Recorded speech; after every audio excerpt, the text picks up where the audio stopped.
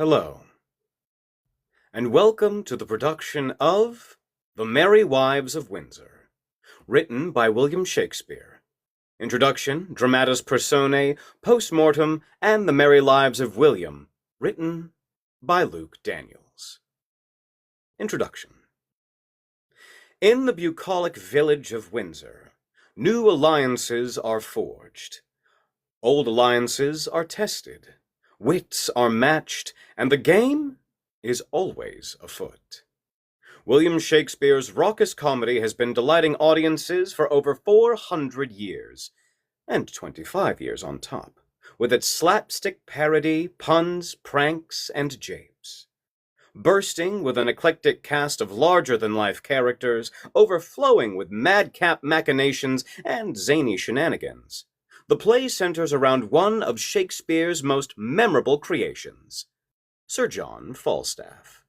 Sir John, a knight who in this play has seen better days, concocts a tenuous plan to fleece not one, but two of Windsor's more affluent citizens, Master Ford and Master Page. His dubious methods involve a doomed and disastrous attempt to woo the men's two fiery wives. However, Falstaff gets more than he bargained for with these two merry women, inevitably learn of his absurd plans, and set about to enact their justified revenge, by playing along and then turning the tables on him. In fact, it seems everyone in this town has their own scheme, and is willing to go to any length needed to get what they want. From the town doctor to the village priest, families, husbands, wives, friends, neighbors, and would-be lovers are all pitted against each other in this quick-witted, nimble, and precious jewel from Shakespeare's heavy crown. Dramatis personae. Introducing Sir John Falstaff. A knight who once rubbed elbows with princes and kings, but is now past his prime. He finds himself destitute and barely eking by in a sleepy backwater village with no social cachet and even less real cash. But not to worry, Sir John still has one last scheme up his sleeve.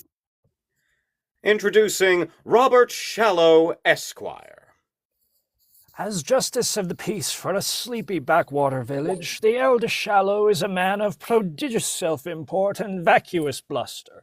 His family lineage is long and storied, yet he himself is quite excitable while severely lacking in both tact and patience. He doesn't appear to do much justice of the peacing. Instead, he seems more interested in scheming with the local priest to marry his nephew off to a woman of means. Introducing Abraham Slender. Shallow's relation and yes-man, Slender dances to the beat of a very slow and very simple drum. He's desperate to please his uncle, absolutely terrified of bears, and incapable of coherently talking to pretty much anybody. Introducing Master Francis Ford. Hot-headed, paranoid, distrustful, and a little thick, none can deny Master Ford is a man of passion. His wife is an exceptional woman, so it stands to reason he must have some redeeming qualities. The real question is, can he learn to have some faith and trust his wife's character? Introducing Master George Page.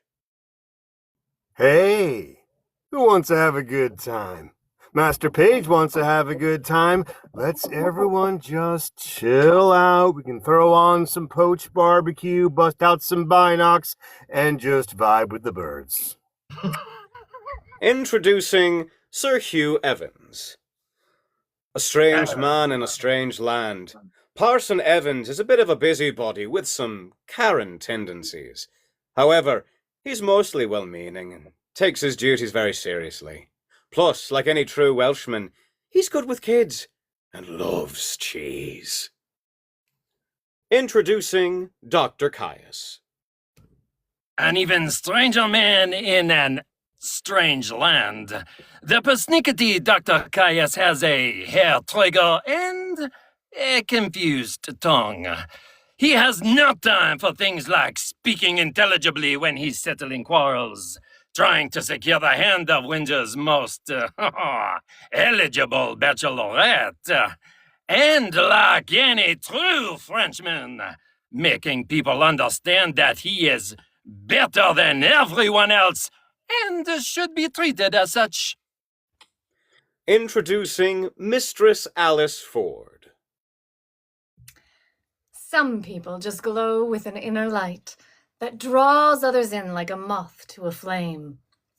Alice has always been a siren, and it's brought her a great life full of friends and frivolity. However, people often judge her for that same magnetic quality. Some even say she's not as innocent as she appears. Introducing Mistress Margaret Page. BFF to Mistress Ford, Mags is nobody's fool. She and her husband, George, have built a beautiful life for themselves and their two wonderful children. Humble and loyal, but with moxie and guile, Mistress Page is the hostess with the mostest and the life of the party. But cross her and watch out. Introducing Anne Page. Her whole life, daughter is all anyone ever thought of her. Now, all of a sudden, it's wife, wife, wife. Like she's some prize bear at ye old bear baiting shop. Well, this sleepy Hamlet is due a wake-up call because Anne Page is nobody's bear. She's her own mare. Well, and Fenton's, but don't tell anyone. They're not Facebook official yet. Introducing Fenton. A party boy from Money no longer. Fenton is on a comeback tour and cleaning up his image. He's head over heels for Anne Page and intent on not screwing things up. Easier said than done. Her dad hates him, and her mom has other plans for Anne. But don't count Fenton out just yet. Introducing Mistress Quickly. It's all in a name. Part 2. You think you're fast? Quickly's already 10 steps ahead. She may be employed by the town doctor, but she's got her finger in any number of pies at any given time. In Windsor, they say, you need something done quickly and quietly. Get the mistress on the case. But you better be ready to pay. This fixer comes at a premium. Introducing Robin. In a time of children should be not seen nor heard but put to work, young Robb is no slouch. He serves the fat knight, but even an unschooled boy like him can see that his boss is broken as zero prospects. Therefore, much like his namesake, Robin isn't afraid to ditch his current branch for one that may look a little sturdier. Introducing Pistol. Oh my God. Camera on. Well, there we go. It's all in a name, part 3. Pistol will shoot you straight. He ain't afraid to tell it like it is, or to bust someone's chops if they are in need of some perspective. Like his boss Falstaff, that guy's got it coming. Don't ask Pistol to do your dirty work. He's plenty dirty all on his own. Thank you very much. Introducing Nim.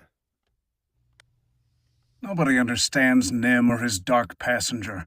He's just a wolf in a land of sheep. His dumb boss, Falstaff, thinks he can tell Nim what to do just because he pays him. God, they're all sheep. Except Pistol. Pistol's the only one in this whole dumb town that gets Nim's tortured soul and grim outlook. Introducing Peter Simple. Not much is known about old Pete, except that he is in the employ of Slender and goes about his duties earnestly, if a bit slowly and hesitantly. Introducing John Rugby. Also known as Jack by his intense boss, Dr. Caius, John does what he can to help out his co-worker, Mistress Quickly. Birds of a feather gotta stick together after all, but his number one job is to do whatever his master asks, while also avoiding getting in a sword fight with him.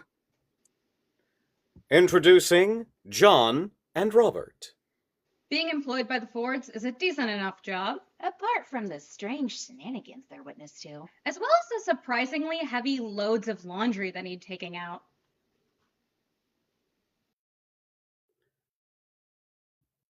Thank you all so very much. And now, without further ado, The Merry Wives of Windsor. A most excellent, pleasant, conceited comedy of Sir John Falstaff and the Merry Wives of Windsor, intermixed with the sundry variable and pleasing humours of Sir Hugh the Welsh Knight, Justice Shallow, and his wise cousin Master Slender, with the swaggering vein of ancient Pistol and Corporal Nym. It hath been divers times acted by the right honourable my Lord Chamberlain's servants, both before her Majesty and elsewhere. London, printed by T.C. for Arthur Johnson, and are to be sold at his shop in Powell's Churchyard, at the sign of the Flower de Lis and the Crown. 1602. Act 1, Scene 1. Enter Justice Shallow, Slender, and Sir Hugh Evans. Sir Hugh, persuade me not. I will make a Star Chamber matter of it. If he were 20 Sir John Falstaffs, he shall not abuse Robert Shallow, Esquire. In the county of Gloucester, justice of peace and coram. Aye, cousin Slender, and Castellorum. Yes, if Sir John Falstaffs have committed disparagements unto you, I am of the church and will be glad to do my benevolence, to make atonements and compromises between you. The council shall hear it. It is a riot. It is not meet the council hear a riot. There is no fear of God in a riot. The council, look you, shall desire to hear the fee of God, and not to hear a riot. Take your vizaments in that. All my life, if I were young again, the sword should end it. It is better that friends is the sword and end it. And there is also another device in my brain, which peradventure brings good discretions with it. There is Anne Page, which is daughter to Master Thomas Page, which is pretty virginity. Mistress Anne Page! She has brown hair, and speaks small, like a woman. It is that very person for all the world, as just as you will desire. And 700 pounds of moneys in gold and silver is her grandsire upon his deathbeds, God deliver to a joyful resurrections, give, when she is able to overtake 17 years old. It were a good motion, if we leave our pribbles and prabbles, and desire a marriage between Master Abraham and Mistress Anne Page. Did her grandsire leave her 700 pound? Aye, and her father's make her a better penny. Oh, I know the young gentlewoman. She has good gifts. 700 pounds and possibilities is good gifts. Well, let us see, honest Master Page. Is Falstaff here? Oh, shall I tell you a lie? I do despise a liar, as I do despise one that is false, or as I despise one that is not true. The knight, Sir John, is there, and I beseech you be ruled by your well-willers. I will beat the door for Master Page. What ho? God bless your house here. Enter Master Page. Ah, who's there?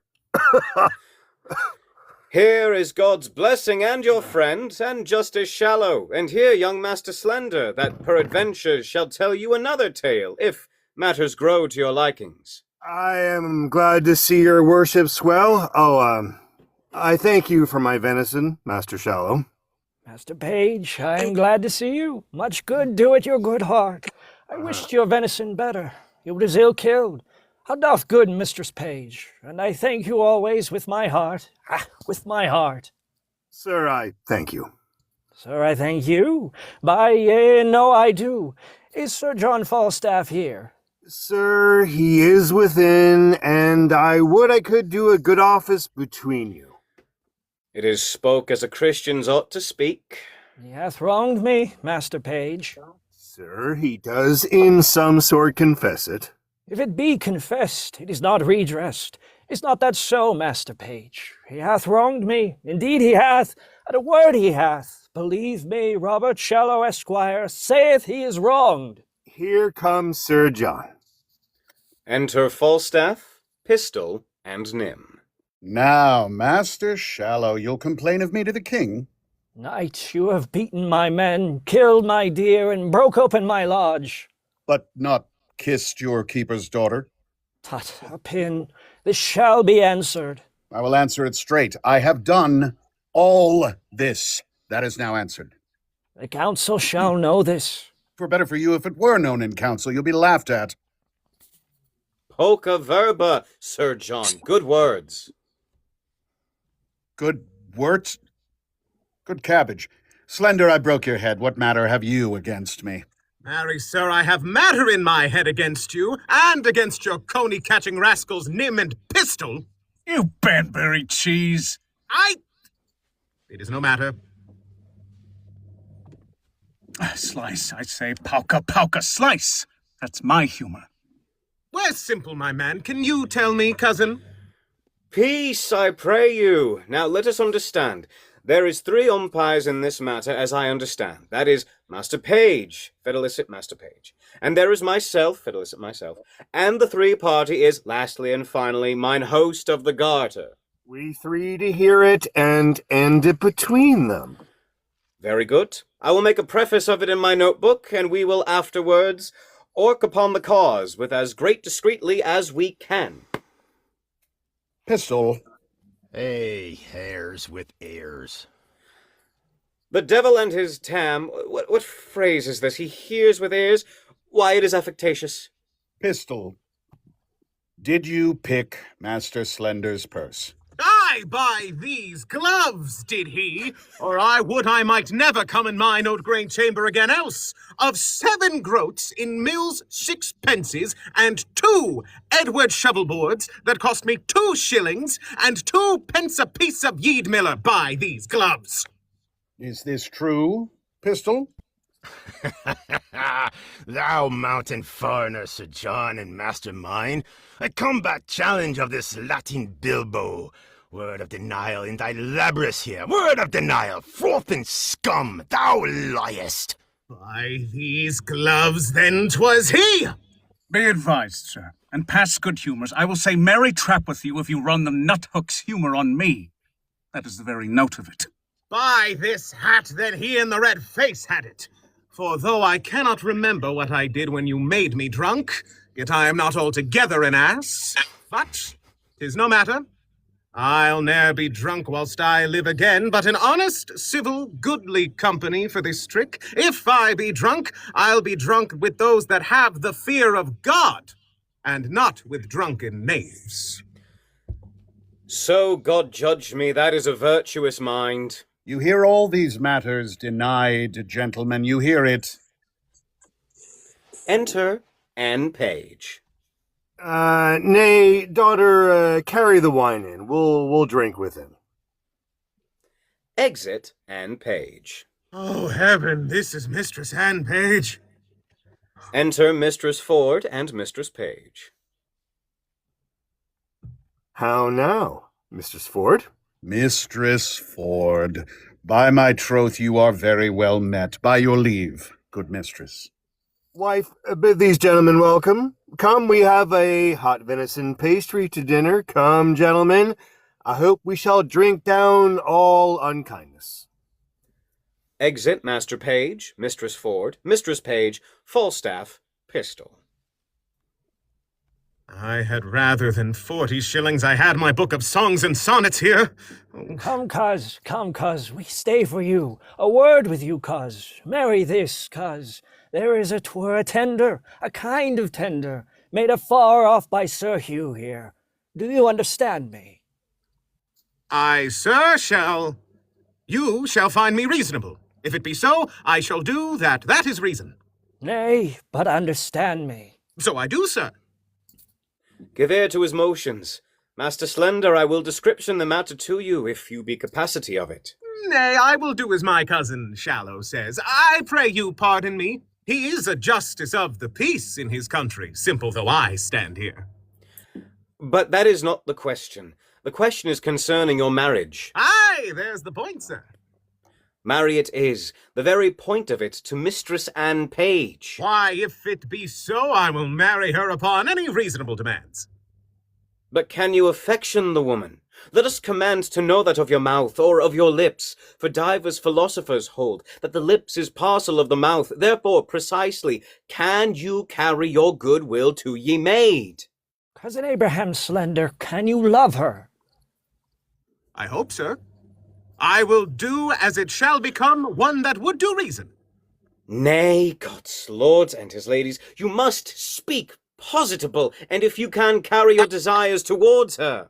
That you must. Will you, upon good dowry, marry her? Oh, I will do a greater thing than that upon your request, cousin, in any reason.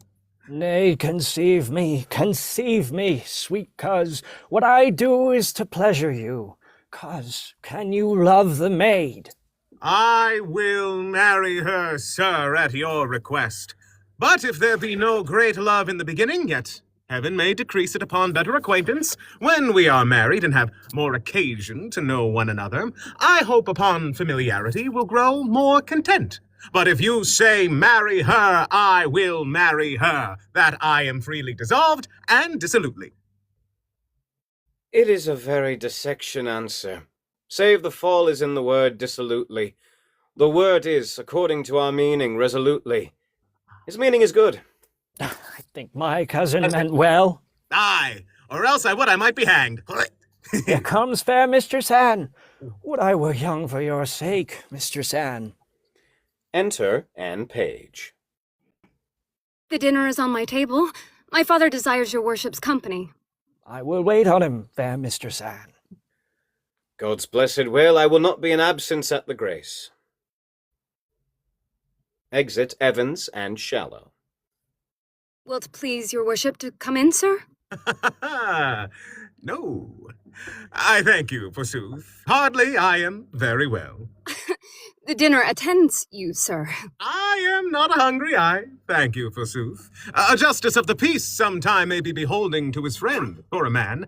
I keep but 3 men, and a boy yet, till my mother be dead. But what though? Yet I live like a poor gentleman born. I may not go in without your worship. They will not sit till you come. In faith, I'll eat nothing. I thank you as much as though I did. I pray you, sir, walk in. I had rather walk here, I thank you. I bruised my shin the other day while playing at sword and dagger with a master of fence. 3 vinnies for a dish of stewed prunes, and by my troth, I cannot abide the smell of hot meat since. Why does your dogs bark so? Be there bears in the town? I think there are, sir. I heard them talked of. I love the sport well, but I shall as soon quarrel at it as any man in England. You are afraid if you see the bear loose, are you not? Aye, indeed, sir. Ah, there's meat and drink to me now. I have seen Sackerson loose 20 times, and I have taken him by the chain. But I warrant you, the women have so cried and shrieked at it that it passed. But women indeed cannot abide him. They are very ill-favored rough things. Come. Enter Master Page. Gentle Master Slender. Come on. Come on. We wait for you. I'll eat nothing, I thank you, sir. By cock and pie you shall not choose. Come. Come. Come. Nay, pray, you lead the way. Come on, sir. Mistress Anne, yourself shall go first. Not I, sir. Pray, you keep on. Truly, I will not go first, truly. Ah! I will not do you that wrong. I pray you, sir. I'll rather be unmannerly than troublesome. Nope. You do yourself wrong, indeed. Nope. Exit all. Act 1, Scene 3. Enter Falstaff, Robin, Nym, and Pistol.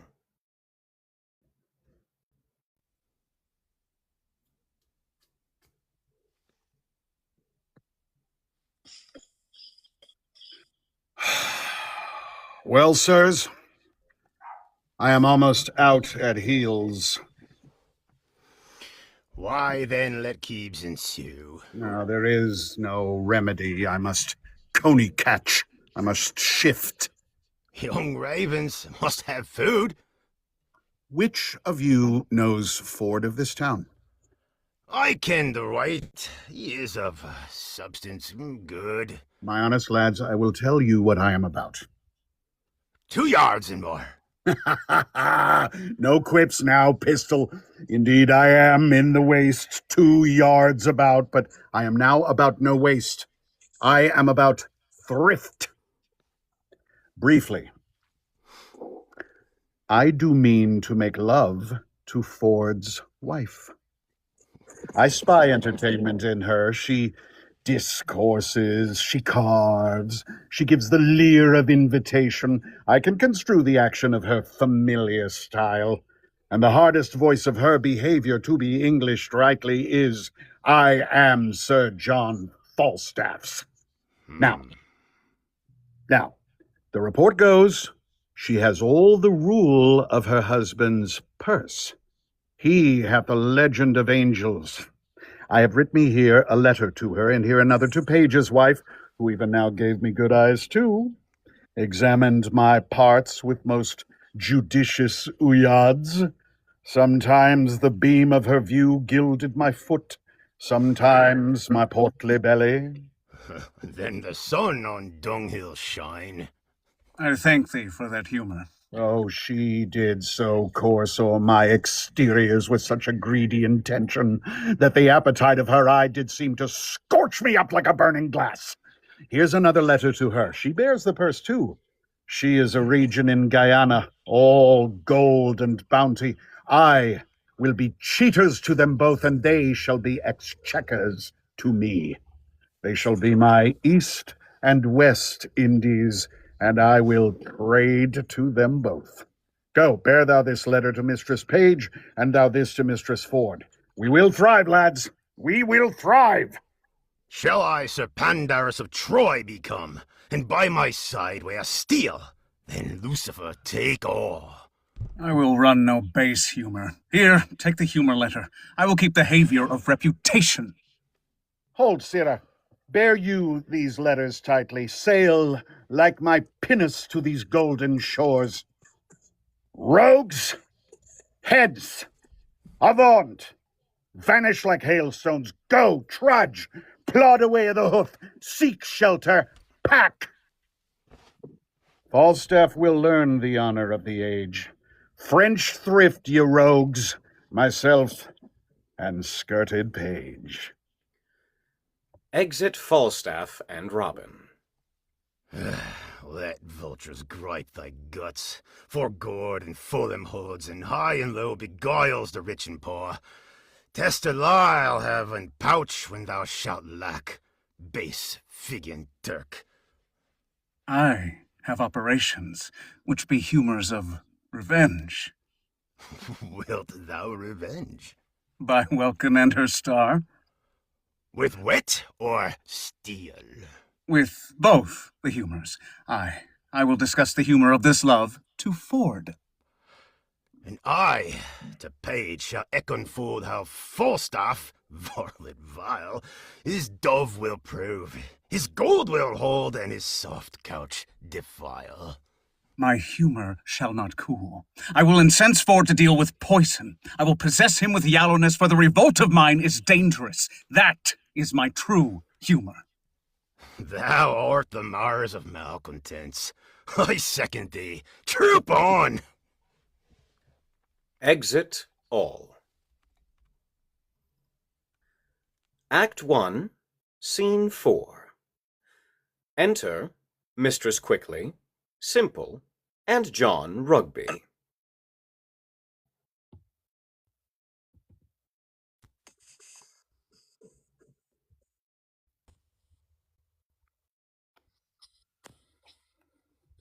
What, John Rugby? I pray thee go to the casement and see if you can see my master, Master Dr. Caius, coming. If he do, I faith, and find any body in the house, here will be an old abusing of God's patience and the king's English. I'll go watch. Go, And we'll have a posset for soon at night, in faith, at the latter end of a sea-coal fire. Exit John Rugby. Peter Simple, you say your name is? Aye, for fault of a better. And Master Slenders, your master? Aye, forsooth. Does he not wear a great round beard, like a glover's paring knife? No, forsooth, he hath but a little wee face with a little yellow beard, a cane-coloured beard. A soft, sprightly man, is he not? Aye, forsooth, but he is as tall a man of his hands as any is between this and his head. He hath fought with a warrener. How say you? Oh, I should remember him. Does he not hold up his head, as it were, and strut in his gait? Yes, indeed does he. Oh, heaven send Anne Page no worse fortune. Tell Master Parson Evans I will do what I can for your master. One is a good girl, and I wish... Alas, here comes my master. We shall all be shent. Run in here, good young man. Go into this closet. He will not stay long. Exit Simple. What? John Rugby? John? What John, I say? Go, John, go inquire for my master. Exit John Rugby.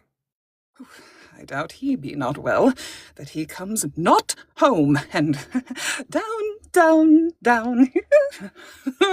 Enter Dr. Caius.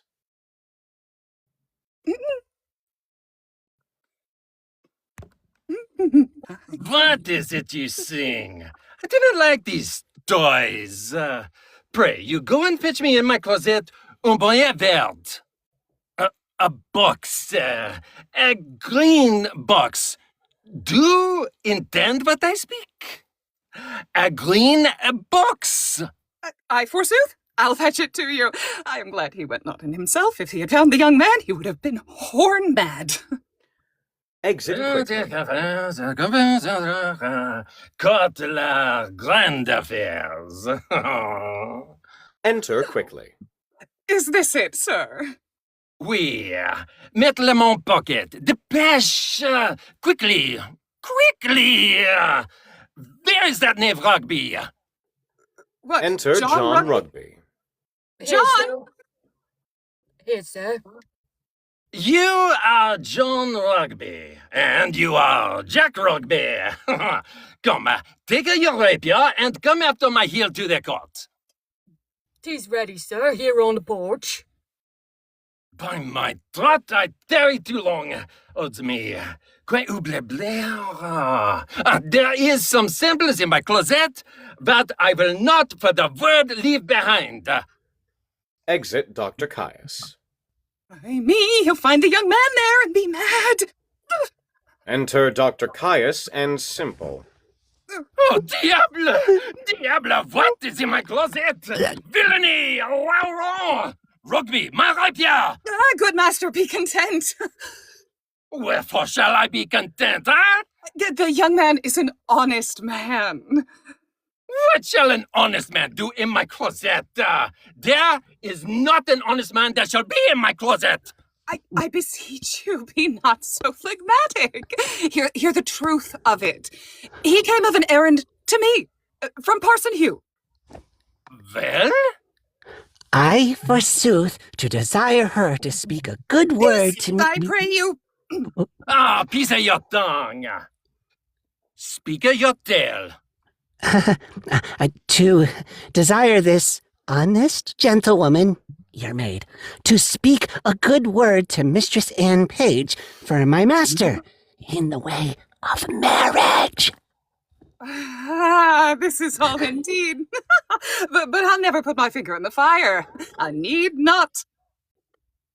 So you send you? Rugby, borrow me some paper. Tell you a little while. I'm glad he's so quiet. If he had been thoroughly moved, you should have heard him so loud and so melancholy. But notwithstanding, man, I'll do you your master what good I can. And the very yea and no is, ye French doctor, my master, I may call him my master, look you, for I keep his house, and I wash, wring, brew, bake, scour, dress meat and drink, make the beds, and do all myself. 'Tis a great charge to come under one body's hand. Are you avised of that? You shall find it a great charge.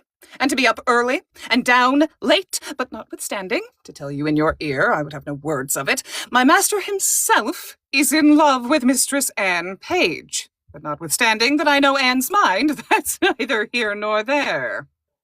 You jackanapes! Give this letter to Sir Hugh. By God, it is a challenge! I will cut his throat in the bark. I will teach a scurvy jackanape priest to meddle or make. You may be gone.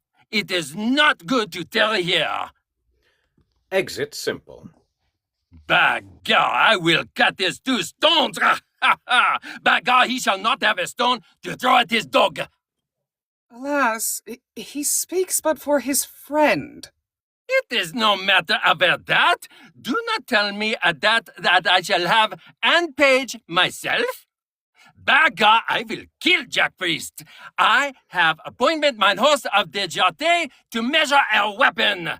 By God, I will have myself. I have Jack Anne Page. Sir, the maid loves you, and all shall be well. We must give folks leave to prate even. What's a good air? Rugby, come to the court with me. By God, if I have not Anne Page, I shall turn your head out of my door. Follow my heels, Rugby. Exit Dr. Caius and John Rugby. You shall have Anne fools your head of your own. No, I know Anne's mind for that. Never a woman in Windsor knows more of Anne's mind than I do, nor can do more than I do with her. I thank heaven. Who's with him there, huh? Who's there, I trow? Come near the house, I pray you. Enter How now, Fenton. good woman? How dost thou? The better that it pleases your good worship to ask. What news? How does pretty Mistress Anne? In truth, sir, and she is pretty, and honest, and gentle, and one that is your friend. I can tell you that, by the way. I praise heaven for it. Shall I do any good, thinkest thou? Shall I not lose my suit? Oh, troth, sir, all is in his hands above. But notwithstanding, Master Fenton, I'll be sworn on a book. She loves you. Have not your worship a wart above your eye? Yes, Mary, have I. What of that? Well, thereby hangs a tale. Good faith, it is such another none, but I detest an honest maid as ever broke bread. We had an hour's talk of that wart. I shall never laugh but in that maid's company. But indeed, she is given too much to alicholly and musing. But for you, well, go to. Well, I shall see her today. Hold, there's money for thee. Let me have thy voice in my behalf. If thou seest her before me, command me. Oh, will I?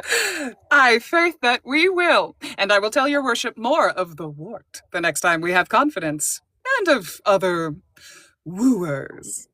Well, farewell. I am in great haste now. Exit Fenton. Farewell to your worship. Truly an honest gentleman. But Anne loves him not, for I know Anne's mind as well as another does. Out upon't what I have forgot. Exeunt all. Act 2, Scene 1. Enter Mistress Page.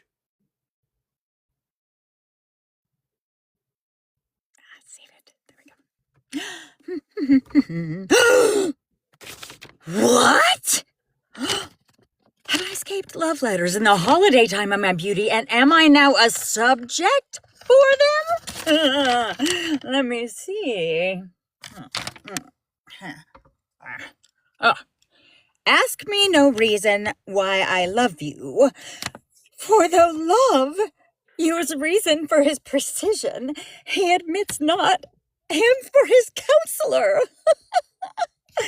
You are not young.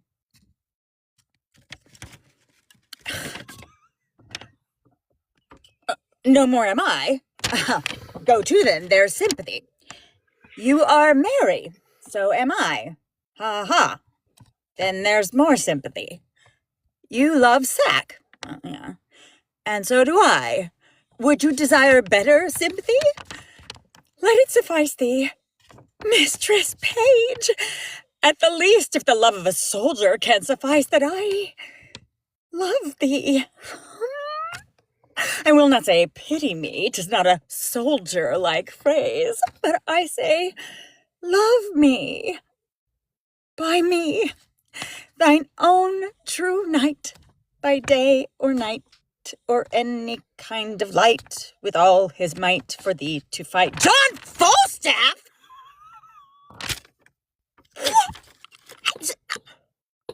Oh, wicked world! One that is well nigh worn to pieces with age to show himself a young gallant? What an unweighed behavior hath this Flemish drunkard picked with the devil's name out of my conversation, that he dares in this manner assay me. Why, he hath not been thrice in my company. What should I say to him? I was then frugal of my mirth. Heaven forgive me. Why, I'll exhibit a bill in the Parliament for the putting down of men. How shall I be revenged on him? For revenged I shall be, sure as his guts are made of puddings. Enter Mistress Ford. Mistress Page, trust me, I was going to your house. And trust me, I was coming to you. You look very ill. Nay, I'll never believe that. I have to shew to the contrary.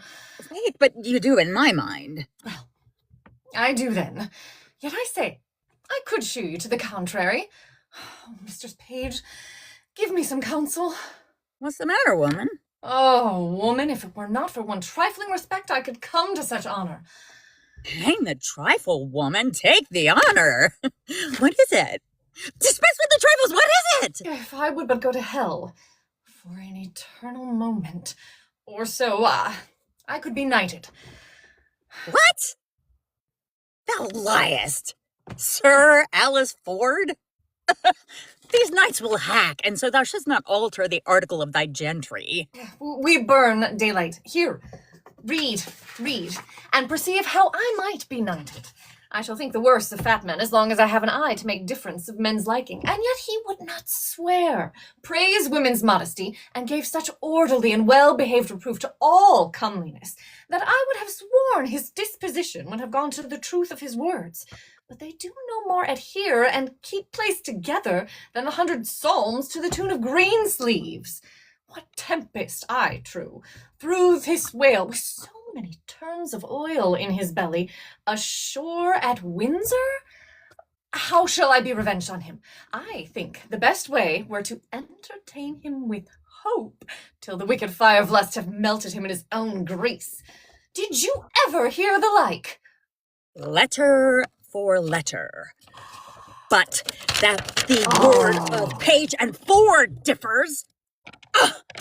To thy great comfort in this mystery of ill opinions, here's the twin brother to thy letter. But let thine inherit first, for I protest mine never shall.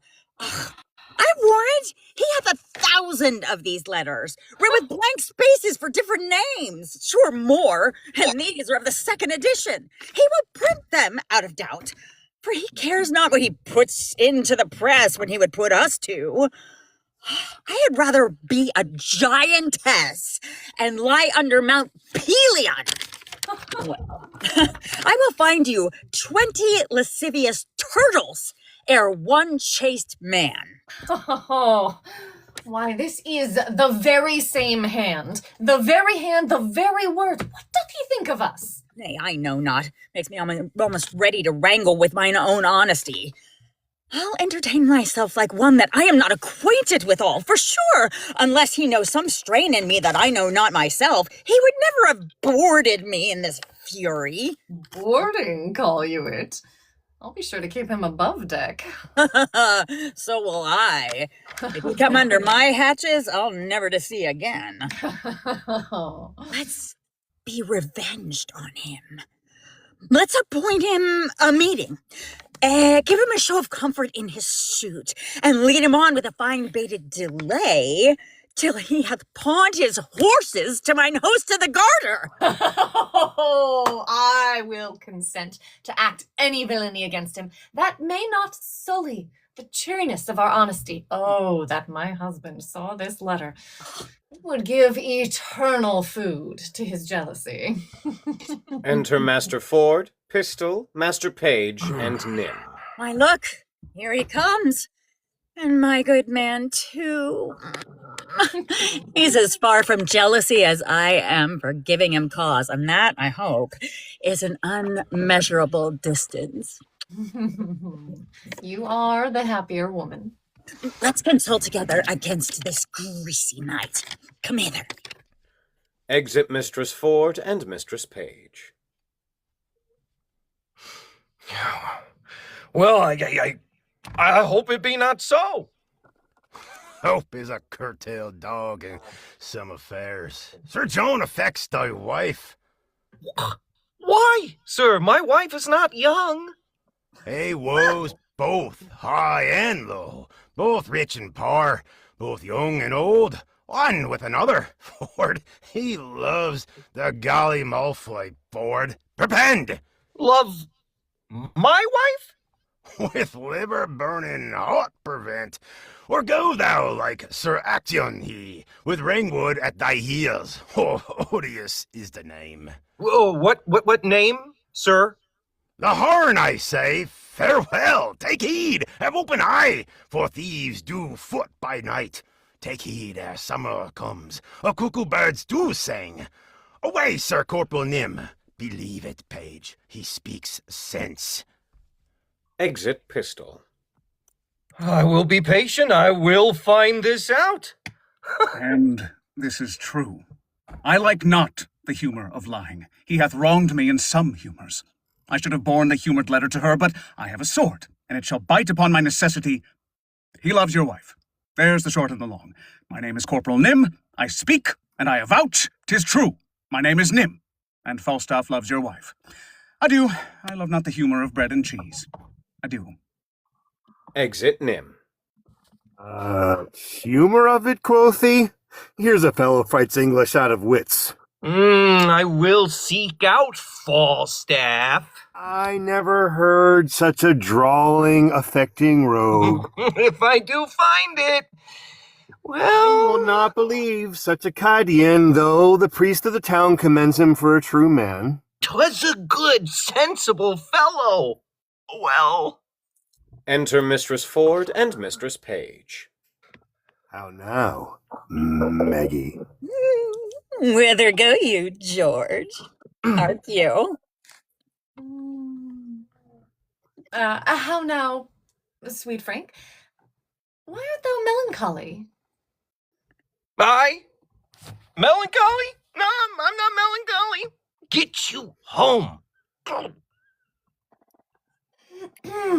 Faith, thou hast some crotchets in thy head. Now will you go, Mistress Page? With you. You'll come to dinner, George? Enter Mistress Quickly. Look who comes yonder. She shall be our messenger to this paltry knight. Oh, trust me, I thought on her. She'll fit it. You are come to see my daughter Anne? I forsooth. And I pray, how does good Mistress Anne? Go in with us and see. We have an hour's talk with you. Exit Mistress Page, Mistress Ford, and Mistress Quickly. How now, Master Ford? You heard what this knave told me, did you not? Yes, and you heard what the other told me. Do you think there's truth in them? Hang 'em. Slaves. I do not think the knight would offer it, but these that accuse him and these attend toward our wives are a yoke of his discarded men, very rogues now that they be out of service. Were they his men? Marry, they were. Oh, I like it never the better for that. Does he lie at the garter? Aye, marry, does he? If he should intend this voyage towards my wife, I would turn her loose on him, and what he gets more of her than sharp words, let it lie on my head. I do not Master Page. misdoubt my wife, but I would be loath to turn them together. A man may be too confident. I would have nothing lie on my head. I cannot be thus satisfied, though Page be a secure fool and stand so firmly on his wife's frailty, yet I cannot put off my opinion so easily. She was in his company at Page's house, and what they made there I know not. Well, I will look further into it. And I have a disguise. Oh, to sound Falstaff. If I find her honest, loose not my labor. If she be otherwise, 'tis labor well bestowed. Exeunt. Act 2, Scene 2. Enter Falstaff and Robin. Sir, here's a woman would speak with you. Let her approach. Enter Mistress Quickly. Give your worship good morrow. Good morrow, good wife. Oh, not so, and to please your worship. Good maid, then. I'll be sworn, as my mother was the first hour I was born. I do believe the swearer. What with me? Shall I vouchsafe your worship a word or two? 2,000, fair woman, and I'll vouchsafe thee the hearing. Well, there is one Mistress Ford, sir. I pray come a little nearer this ways. I myself dwell with Master Dr. Caius. Well, on, Mistress Ford, you say? Your worship says very true. I pray your worship come a little nearer this ways. I warrant thee, nobody hears. Mine own people, mine own people. Are they so? Heaven bless them, and make them his servants. Well, Mistress Ford, what of her? Why, sir, she's a good creature, Lord. Lord, your worship's a wanton.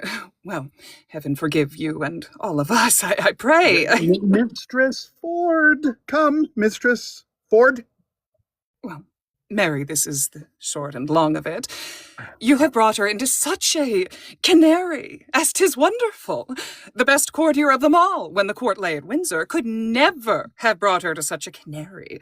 Yet there have been knights and lords and gentlemen with their coaches. I warrant you, coach after coach, letter after letter, gift after gift, smelling so sweetly, all musk and so rushling, I warrant you, in silk and gold and in such elegant terms, and in such wine and sugar of the best and the fairest that would have won any woman's heart. And I warrant you, they could never get an eye wink out of her. I had myself 20 angels given me this morning, but I defy all angels in any sort, as they say, but in the way of honesty. And I warrant you, they could never get her so much as sip on a cup with the proudest of them all, and yet there has been earls, nay, which is more, petitioners.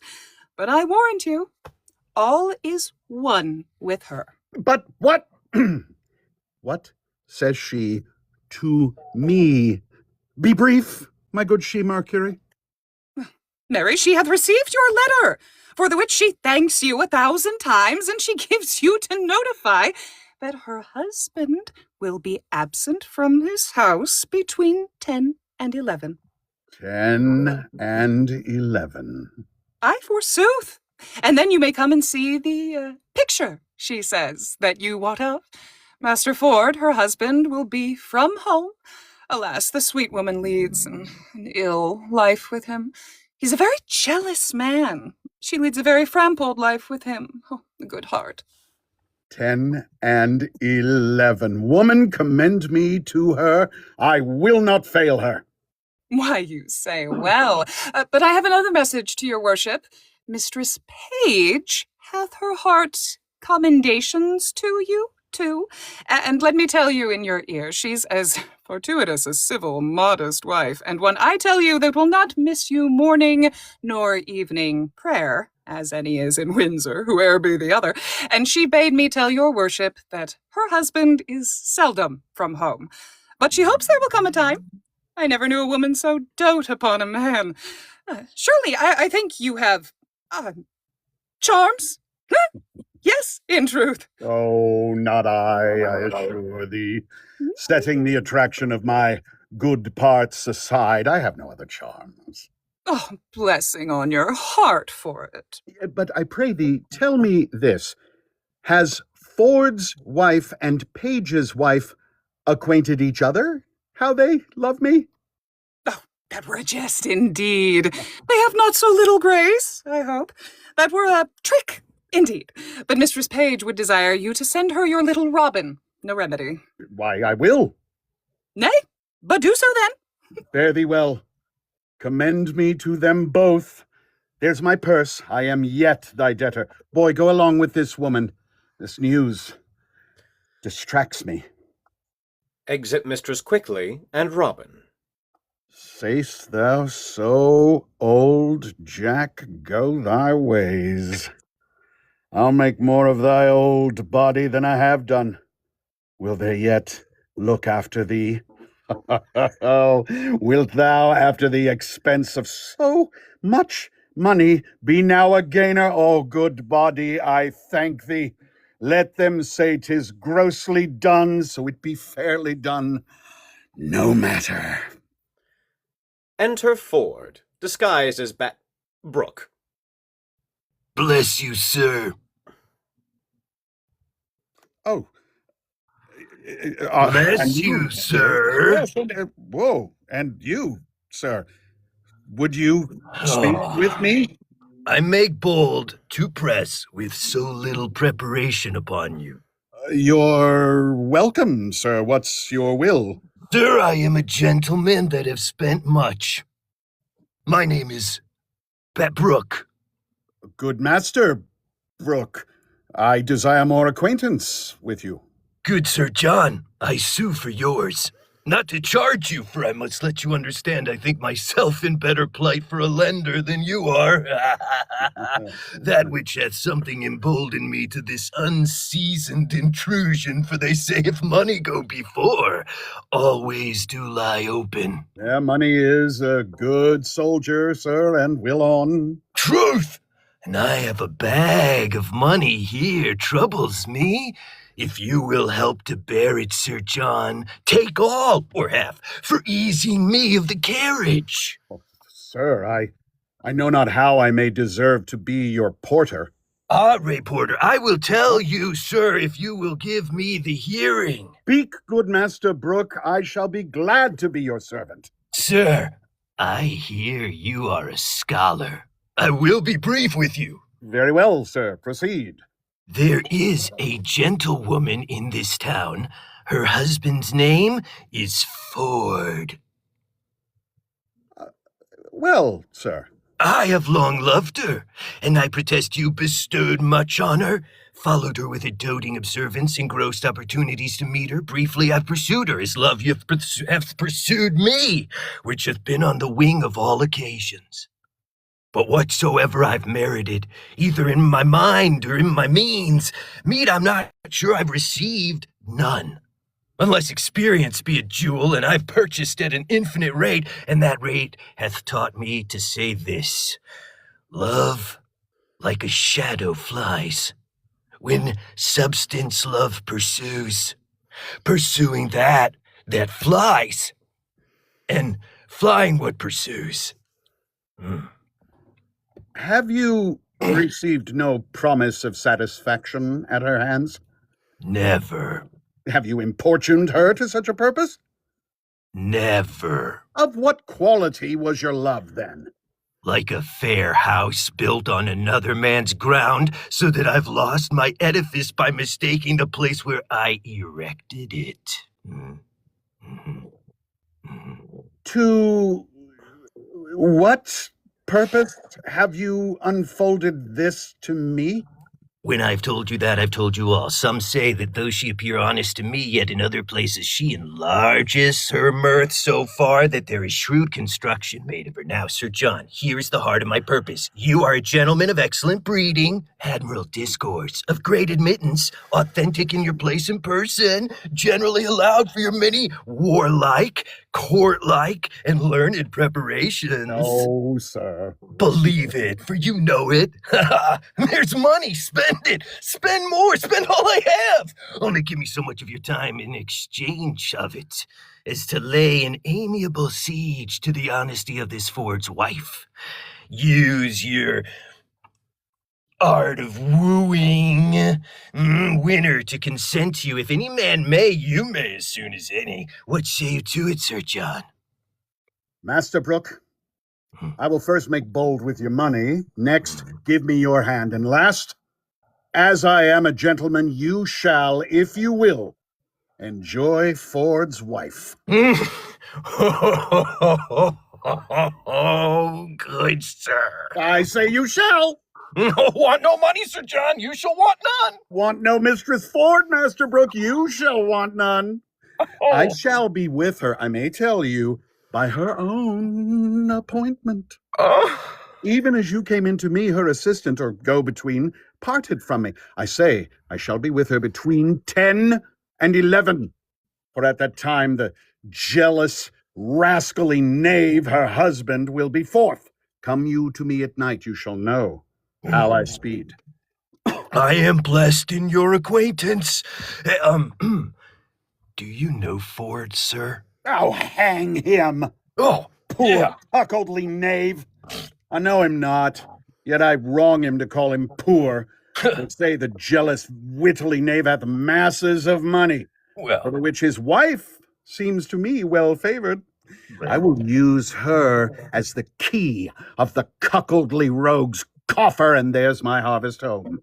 But I would you knew, Ford, sir, that you might avoid him if you saw him. Hang him, mechanical salt butter rogue. I will stare him out of his wits. I will awe him with my cudgel. It shall hang like a meteor o'er the cuckold's horns. Master Brooke, you shalt know, I will predominate over the peasant, and thou shalt lie with his wife. Come to me soon at night. Ford's a knave, and I will aggravate his style. Thou, Master Brooke, shalt know him for a knave and cuckold. Come to me soon at night. Exit Falstaff.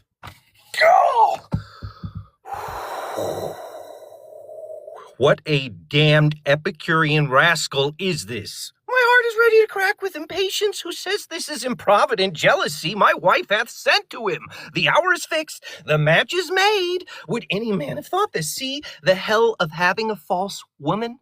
My bed shall be abused, my coffers ransacked, my reputation gnawn at, and I shall not only receive this villainous wrong, but stand under the adoption of abominable terms, and by him that does me this wrong. Terms, names.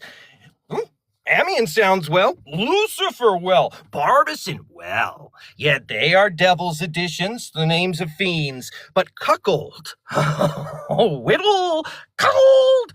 The devil himself hath not such a name. Page is an ass.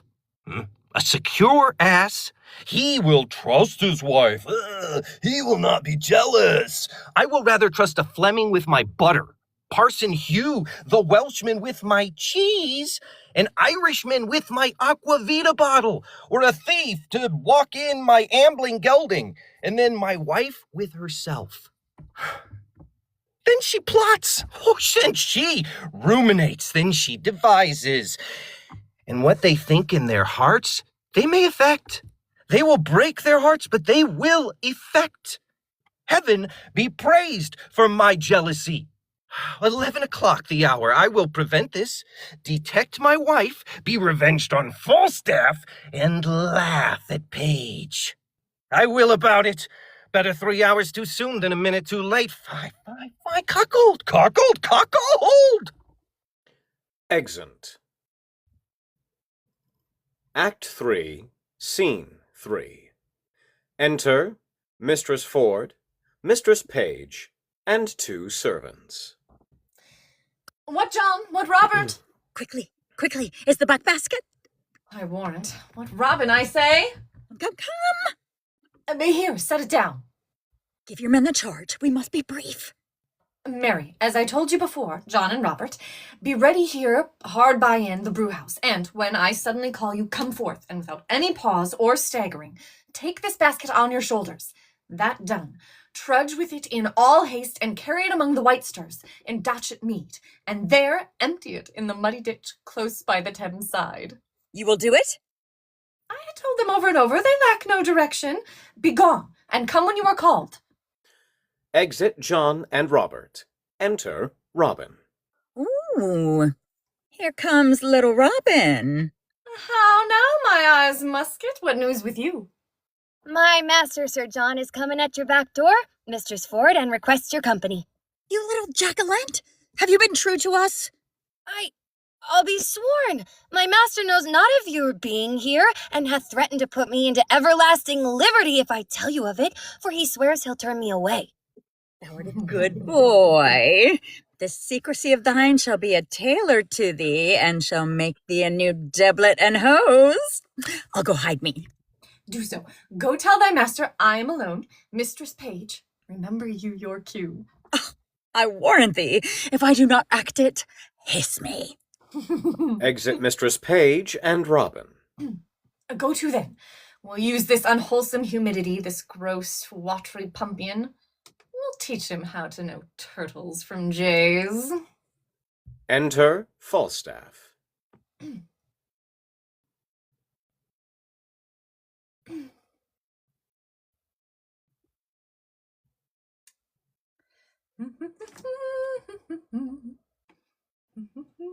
In 2 minutes. La, la, la, la.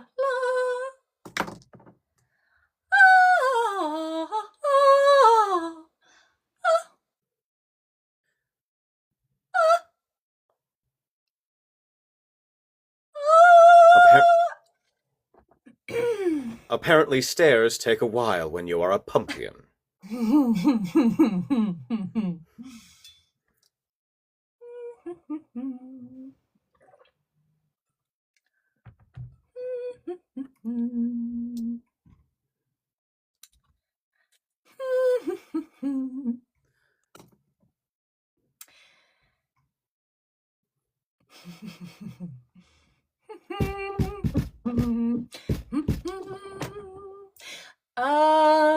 Mistress Page, can you hear me? Enter Mistress Page, briefly.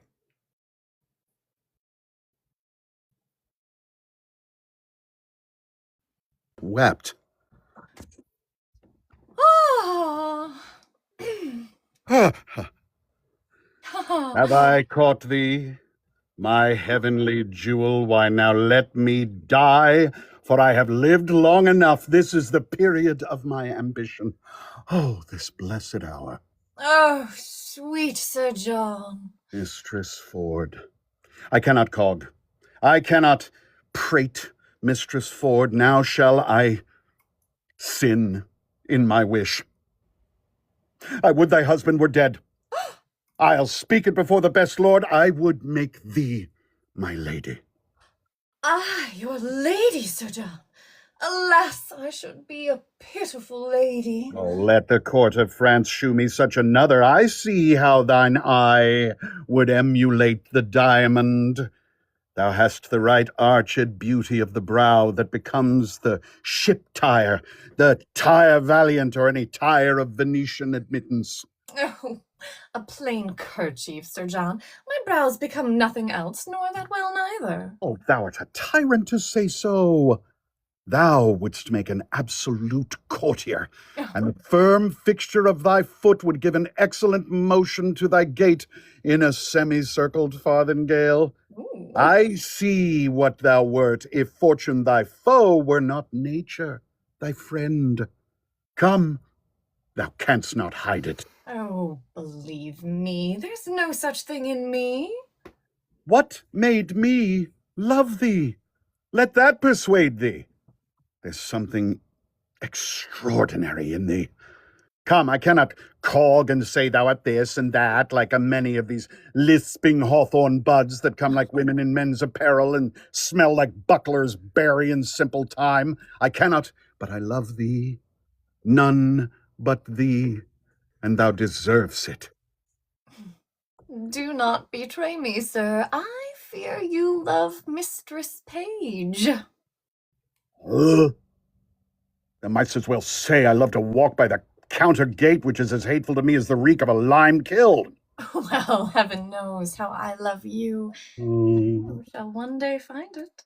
Keep that in mind, I'll deserve it. Nay, I must tell you, so you do, or else I could not be in that mind. Enter Robin.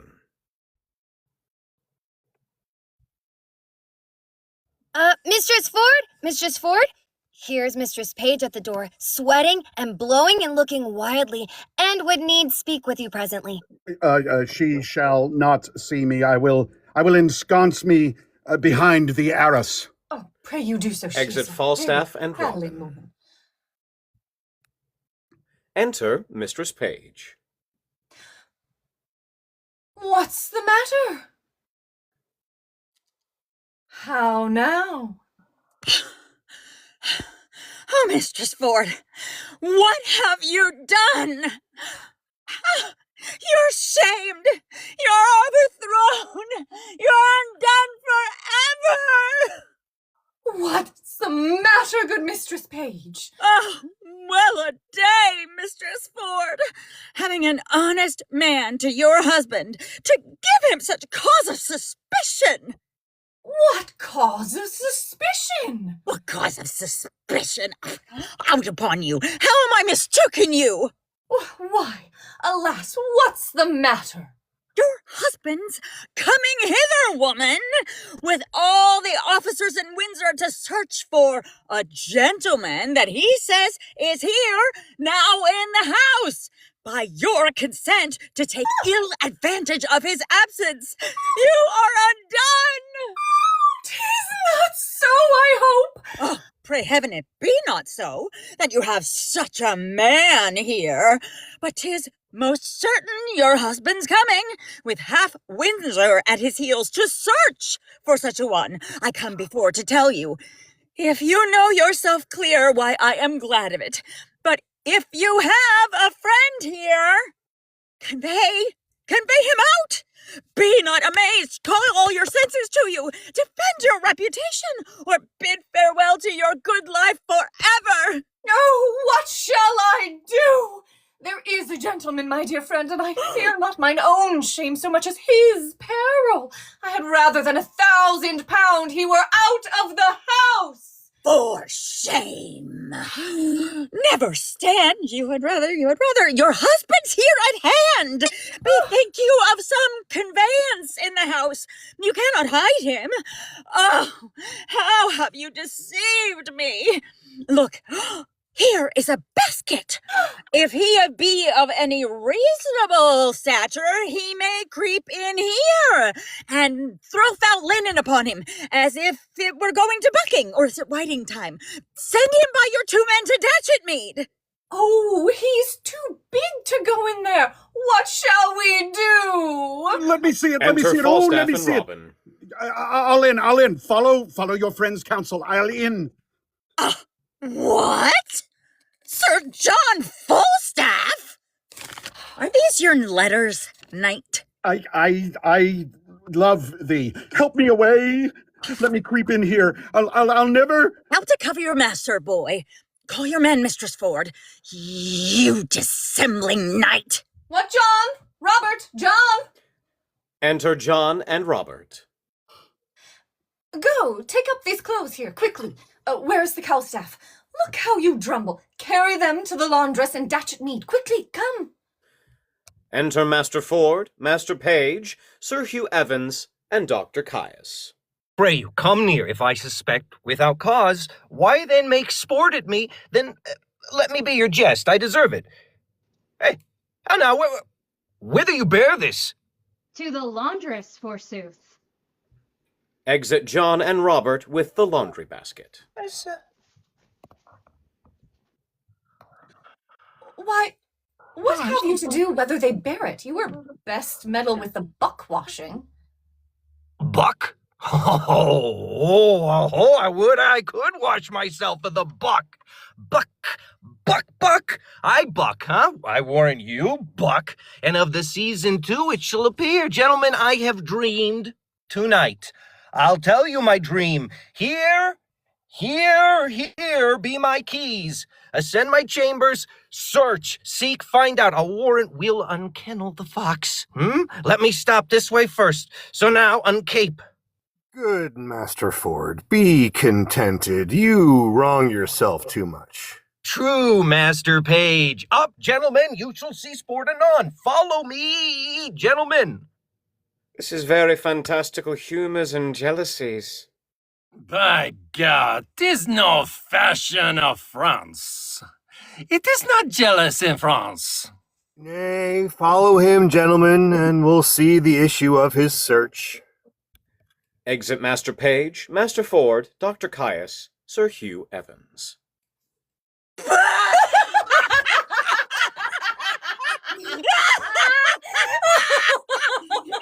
not a double excellency in this?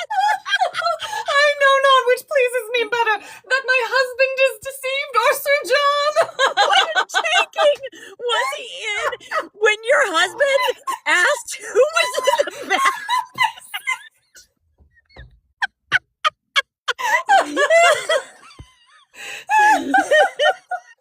I am half afraid he will have need of washing, so throwing him into the water will do him a benefit. Hang him, dishonest rascal! Would all of the same strain were in the same distress. Oh, I think my husband has some special suspicion of Falstaff's being here, for I never saw him so gross in his jealousy till now. I will lay a plot to try that. And we'll yet have more tricks with Falstaff. His dissolute disease will scarce obey this medicine. Oh. Shall we send that foolish on Mistress quickly to him, and excuse his throwing into the water and give him another hope to betray him to another punishment? We will do it. Let him be sent for tomorrow at 8 o'clock to have amends. Enter Master Page and Master Ford. I cannot find him. Maybe the knave bragged of what he could not accomplish. Heard you that. Use me well, Master Ford, do you? I do so. Heaven make you better than your thoughts. Amen. You do yourself mighty wrong, Master Ford. I must bear it. Enter Dr. Caius and Sir Hugh Evans. If there be anybody in the house, and in the chambers, and in the coffers, and in the presses, heaven forgive my sins at the day of judgment. By God, no, I do. There is no bodies. Aye, fine, Master Ford. Are you not ashamed? What spirit, what devil suggests this imagination? I would not have your distemper in this kind for the wealth of Windsor Castle. 'Tis my fault, Master Page. I suffer for it. You suffer for a bad conscience. Your wife is as honest as a woman's as I will desire as among 5,000, and 500 too. By God, I see 'tis an honest woman. Well, I promised you a dinner. Come, walk in the park. I pray you pardon me. I will hereafter make known to you why I've done this. Come, wife. Come, Mistress Page. I pray you pardon me. I pray heartily. Pardon me, please.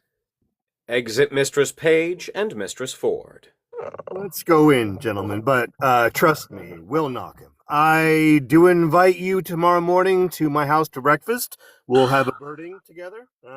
I have a fine hawk for the bush. Know what I mean? Shall it be so? Anything? If there is one, I shall make two in the company. If there be one or two, I shall make her that third. Exeunt. Act 3, Scene 5. Enter Falstaff.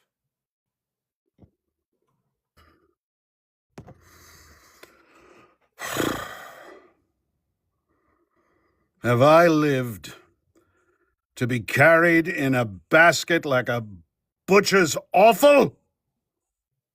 And to be thrown into the Thames? Well, if I be served such another trick, I'll have my brains ta'en out and buttered and give them to a dog for a New Year's gift. The rogues slighted me into the river with as little remorse as they would have drowned a blind bitch's puppies. 15 of the litter. And you may know by my size that I have a kind of alacrity in sinking. If the bottoms were as deep as hell, I should down. I had been drowned, but that the shore was shelvy and shallow. Oh, a death that I abhor, for the water swells a man. And what a thing should I have been had I been swelled. I should have been a mountain of mummy. Enter Robin. Here's Mistress Quickly, sir, to speak with you. Oh, come.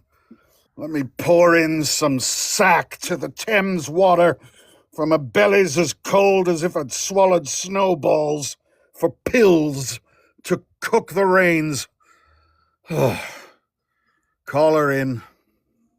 Come in, woman. Enter Mistress Quickly. By your leave, I cry you mercy. Give your worship good morrow. Oh, take away these chalices. Go. Brew me a pottle of sack, finely. With eggs, sir? Simple of itself, I'll no pullet's sperms in my brewage. Exit Robin. How now? Marry, sir, I come to your worship from Mistress Ford. Mistress Ford? I have had Ford enough. I was thrown into the Ford. I have my belly full of Ford. Alas, the day, good heart. That was not her fault. She does so take on her men. They mistook their erection. So did I mine, to build upon a foolish woman's promise. Well, she laments, sir, for it, that it would yearn your heart to see it. Her husband goes this morning a-birding. She desires you once more to come to her between 8 and 9. I must carry her word quickly. She'll make you amends. I warrant you. Well, I will visit her. Tell her so, and bid her think what a man is. Let her consider his frailty and then judge of my merit. I will tell her. Do so. Between 9 and 10, sayest thou? 8 and 9, sir. Yeah, well, be gone. I will not miss her. Peace be with you, sir. Exit Mistress Quickly. I marvel I hear not of Master Brooke. He sent me word to stay within. I like his money well. Oh, here he comes. Enter Ford as Batbrook. Bless you, sir. Now, Master Brooke, you come to know what hath passed between me and Ford's wife. That indeed, Sir John, is my business. Master Brooke, I will not lie to you. I was at her house the hour she appointed me. And sped you, sir? Very ill-favoredly, Master Brooke. How so, sir? Did she change her determination? No, Master Brooke, but the peaking cornuto, her husband, Master Brooke, dwelling in a continual larum of jealousy, come to me in the instant of our encounter after we had embraced, kissed, protested, and, as it were, spoke the prologue of our comedy. And at his heels a rabble of his companions, thither provoked and instigated by his distemper, and forsooth, to search his house for his wife's love. What, while you were there? While you were I there? was there. And did he search for you and could not find you? You shall hear, as good luck would have it, comes in one Mistress Page, gives intelligence of Ford's approach, and in her invention and Ford's wife's distraction, they conveyed me into a buck basket. Oh, a buck basket? Yes, a buck basket. Rammed me in with foul shirts and smocks, socks, foul stockings, greasy napkins that, Master Brooke, there was the rankest compound of villainous smell that ever offended nostril. Oh, and how long lay you there? Yea, you shall hear, Master Brooke, what I have suffered to bring this woman to evil for your good.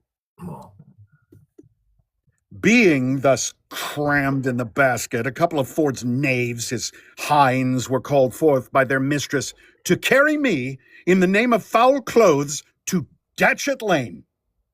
They took me on their shoulders, met the jealous knave, their master, in the door, who asked them once or twice what they had in the basket.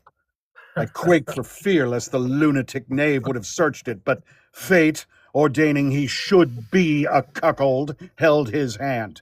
Well, on went he for a search, and away went I for foul clothes. But mark the sequel, Master Brooke. I suffered the pangs of 3 several deaths. First, an intolerable fright to be detected with a jealous, rotten bellwether. Next, to be compassed like a good bilbo in the circumference of a peck, hilt to point, heel to head, and then to be stopped in like a strong distillation with stinking clothes that fretted in their own grease. Think of that. A man of my kidney, think of that am as subject to heat as butter. A man of continual dissolution and thaw. It was a miracle to escape suffocation. And then, in the height of this bath, when I was more than half stewed in grease, like a Dutch dish, to be thrown into the Thames and cooled, glowing hot, in that surge like a horseshoe. Think of that. Hissing hot. Think of that, Master Brooke. Oh, in good sadness. Sir, I am sorry that for my sake you have suffered all this. My sweet then is desperate. You'll undertake her no more. Oh, Master Brooke, I will be thrown into Etna as I have been into Thames ere I will leave her thus. Her husband is this morning gone a-birding. I have received from her another embassy of meeting. What? 'Twixt 8 and 9 is the hour, Master Brooke. Oh, 'tis past 8 already, sir. Oh, it is? Is it? I will then address me to my appointment. Come to me at your convenient leisure. You shall know how I speed, and the conclusion shall be crowned with your enjoying her. Adieu. You shall have her, Master Brooke. Master Brooke, you shall cuckold Ford. Exit Falstaff.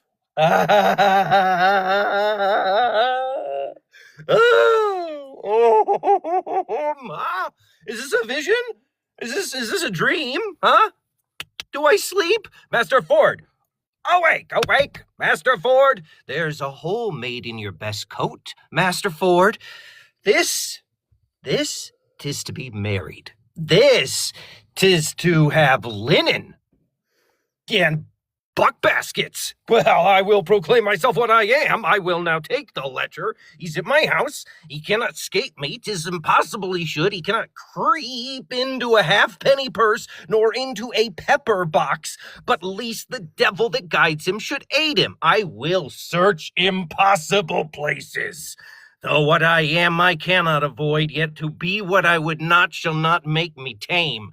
If I have horns to make one mad, let the proverb go with me. I'll be horn mad. Exeunt. Act 4, Scene 2. Enter Falstaff and Mistress Ford. Mistress Ford, your sorrow hath eaten up my sufferance. I see you are obsequious in your love, and I profess requital to a hair's breadth. Not only, Mistress Ford, in the simple office of love, but in all the accoutrement, compliment, and ceremony of it. But, are you sure of your husband now? He's a birding, sweet Sir John. What ho! Gossip Ford? What ho! Oh. Step into the chamber, Sir John. Enter Mistress Page. How now, sweetheart? Who's at home beside yourself? Why, none but mine own people. Indeed? No, certainly. Speak louder. Truly, I am so glad you have nobody here. Why? Why, woman, your husband is in his old lines again. He so takes on yonder with my husband, so rails against all married mankind, so curses all Eve's daughters of what complexion soever, and so buffets himself on the forehead, crying, peer out, that any madness I ever yet beheld seemed but tameness. Civility and patience to this his distemper is in now. I am glad the fat knight is not here. Why? Does he talk of him? Oh, of none but him, and swears he was carried out the last time he searched for him in a basket. Oh, protests to my husband, he is now here, and hath drawn him and the rest of their company from their sport to make another experiment of his suspicion.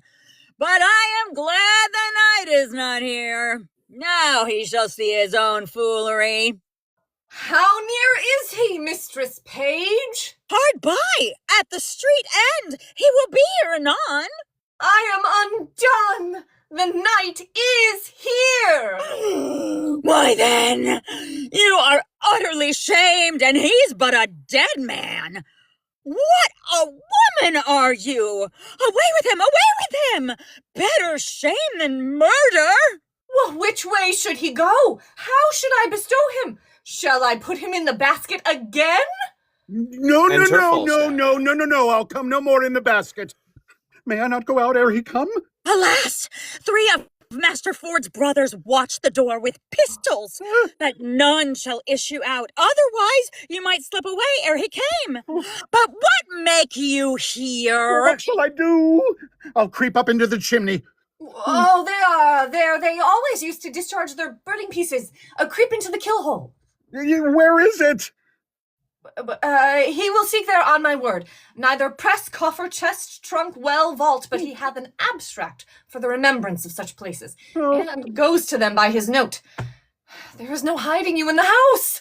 I'll go out then. If you go out in your own semblance, you die, Sir John. Unless you go out disguised. How might we disguise him? Oh, alas, the day I know not. There's no woman's gown big enough for him, otherwise he might put on a hat, a muffler, and a kerchief, and so escape. Oh, good hearts devise something, any extremity rather than a mischief.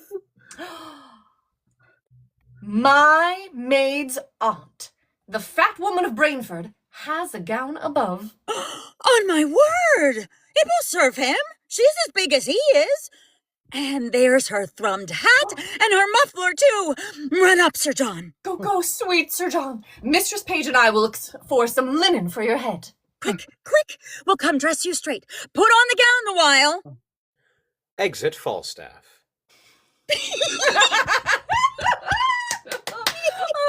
would my husband would leave him in this shape. He cannot abide the old woman of Brainford. He swears she's a witch, forbade her my house, and hath threatened to beat her. Heaven guide him to thy husband's cudgel, and the devil guide his cudgel afterwards. But is my husband coming? Aye, in good sadness is he, and talks of the basket, too, howsoever he had intelligence. We'll try that, for I'll appoint my men to carry the basket again, to meet him at the door with it, as they did last time. Nay, but he'll be here presently. Let's go dress him like the Witch of Brayford. I'll first direct my men what they shall do with the basket. Go up. I'll bring linen for him straight. Hang him, dishonest varlet. We cannot misuse enough. We'll leave a proof by that which we will do. Wives may be merry, and yet honest, too. We do not act that often, jest and laugh. 'Tis old but true. Still swine eats all the draff. Exit Mistress Page. Enter servants. Go, sirs. Take the basket again on your shoulders. Your master is hard at door. If he bids you set it down, obey him. Quickly, dispatch. Come, Exit take it up. Mistress Ford. Oh, pray heaven it not be full of night again. I hope not. I had life as bear so much lead. Enter Master Ford, Master Page, Shallow, Dr. Caius, and Sir Hugh Evans.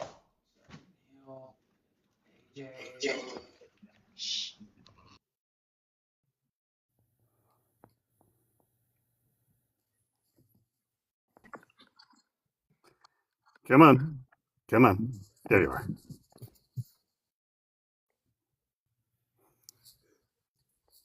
And if only... He does owe me some cheese, I believe. I think he's trying to gather it. Fair enough. It's a shame we were taken away from birding. I know the pheasants were so high in the air today. Here's a case of baskets, I think.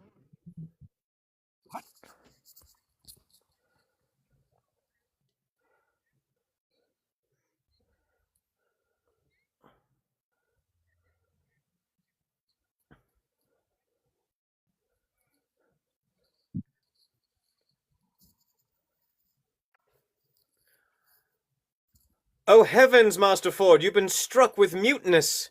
Have I gone deaf? I think not, my good man. I do think the Lord has taken Sir Ford's voice. Okay. Slander again. How now? How now? How now? Verily, my good sir. Very how now. All right, so listen, guys. Okay, I was saying, if it proved true, Master Page, have you any way to unfool me again? Set down the basket, villain. Somebody call my wife. Youth in a basket. Oh, you panderly rascals. There's a knot, a gin, a pack, a conspiracy against me. Now shall the devil be shamed. What, wife, I say, come forth. Behold what honest clothes you send forth to bleaching. Why, this passes, Master Ford. You are not to go loose any longer. You must be pinioned. Why, this is lunatics. This is maddy as a mad dog. Indeed, Master Ford, this is not well indeed. So say I too, sir. Come hither, Mistress Ford. Mistress Ford, the honest woman, the modest wife, the virtuous creature that hath the jealous fool to her husband. I suspect without cause, mistress. Do I? Heaven be my witness you do if you suspect me in any dishonesty. Well said, brazen face. Hold it out. Come forth, sirrah. This passes. Oh. Are you not ashamed? Let the cloth alone. I shall find you anon. 'Tis unreasonable. Will you take up your wife's clothes? Come, away. Empty the basket, I say. Why, man? Why? Master Page, as I am a man, there was one conveyed out of my house yesterday in this basket. Why may not he be there again in my house? I am sure he is. My intelligence is true. My jealousy is reasonable. Pluck me out all the linen. Master Ford gets into the basket. If you find a man there, he shall die a flea's death. Here's no man. By my fidelity, this is not well, Master Ford. This wrongs you. Master Ford, you must pray and not follow the imaginations of your own heart. This is jealousies. Well, he's not here. No, nor nowhere else except for in your brain, man. Wait, help me search my house this one time. If I find not what I seek, show no color from my extremity. Let me forever be your table sport. Let them say of me as he was as jealous as Ford that searched a hollow walnut for his wife's lemon. Satisfy me once more, once more. Search with me? What ho, Mistress Page, come you and the old woman down? My husband will come into the chamber. Oh, old woman, what old woman's that? Why, it is my maid's aunt of Brainford.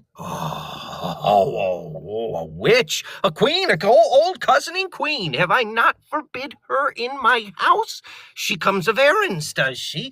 Oh, we are simple men. We do not know what's brought to pass under the profession of fortune-telling. She works by charms, by spells, by the figure, and such daubry as this beyond our element. We know nothing. Come down, you witch, you hag, you come down, I say. Nay, good sweet husband, good gentlemen, let him not strike the old woman. Come, Mother Pratt, come, give me your hand. Oh, I'll braid her. Out of my door, you witch, you rag, you baggage, you polecat, you runyon. Out!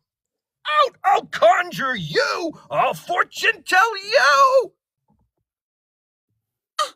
Are you not ashamed? I think you have killed the poor woman. Nay, he will do it. 'Tis a goodly credit for you. Hang her, witch. By yea and no, I think the woman is a witch indeed. I like not when a woman has a great beard. I spy a great beard under his muffler. Will you follow, gentlemen? I beseech you follow. See but the issue of my jealousy. If I cry out thus upon no trail, never trust me when I open again.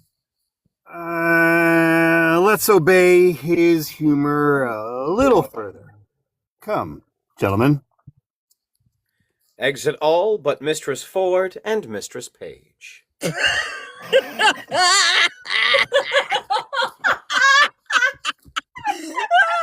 Trust me, he beat him most pitifully. Nay, by the mass that he did not, he beat him most unpitifully, methought. I'll have the cudgel hallowed and hung o'er the altar. It hath done meritorious service. Oh, what think ye? May we, with the warrant of womanhood and the witness of a good conscience, pursue him with any further revenge? The spirit of wantonness is sure scared out of him. If the devil have him not in fee simple with fine and recovery, he will never, I think, in the way of waste, attempt us again. Shall we tell our husbands how we have served him? Yes! By all means! Oh, if it be but to scrape the figures out of your husband's brains! If they can find it in their hearts, the poor unvirtuous fat knight shall be any further afflicted. We two will still be the ministers. I'll warrant they'll have him publicly shamed. And methinks there would be no period to the jest, should he not be publicly shamed. To the forge with it, then shape it. I would not have things cool.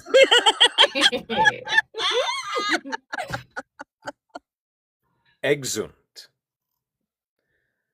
Act 4, Scene 4. Enter Master Page, Master Ford, Mistress Page, Mistress Ford, and Sir Hugh Evans.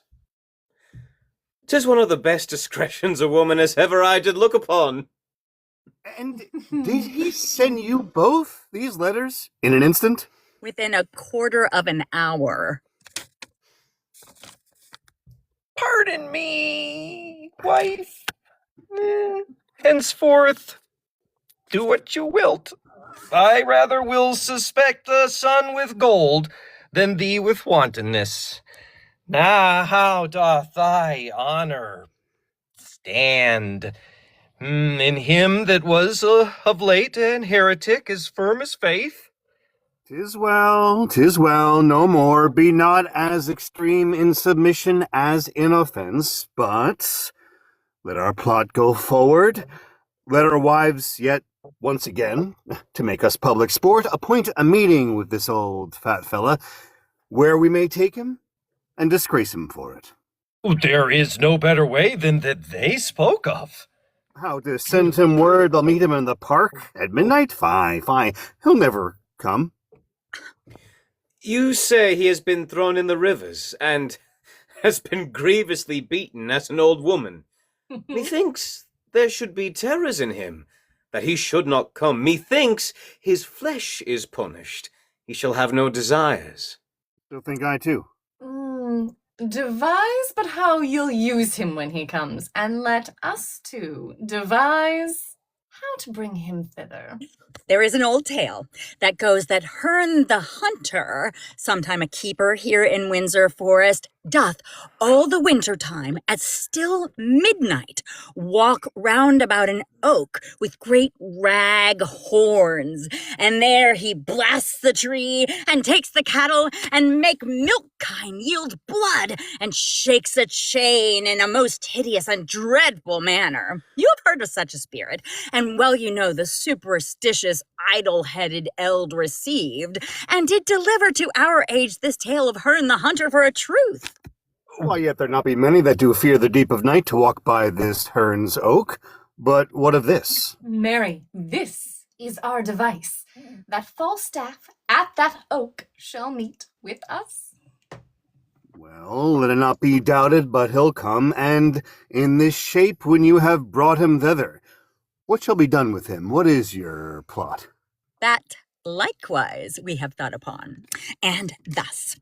Nan Page, my daughter, and my little son, and 3 or 4 more of their growth, will dress like urchins, oafs, and fairies, green and white, with rounds of waxen tapers on their heads and rattles in their hands. Upon the sudden, as Falstaff, she and I are newly met, let them from forth a saw pit rush at once with some diffused song. Upon their sight, we two in great amazedness will fly.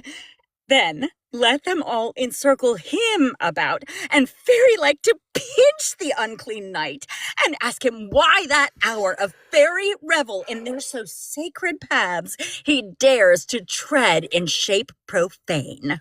And till he tell the truth, let the supposed fairies pinch him, sound, and burn him with their tapers. The truth being known, we'll all present ourselves, dishorn the spirit, and mock him home to Windsor. The children must be practiced well to this, or they'll never do it.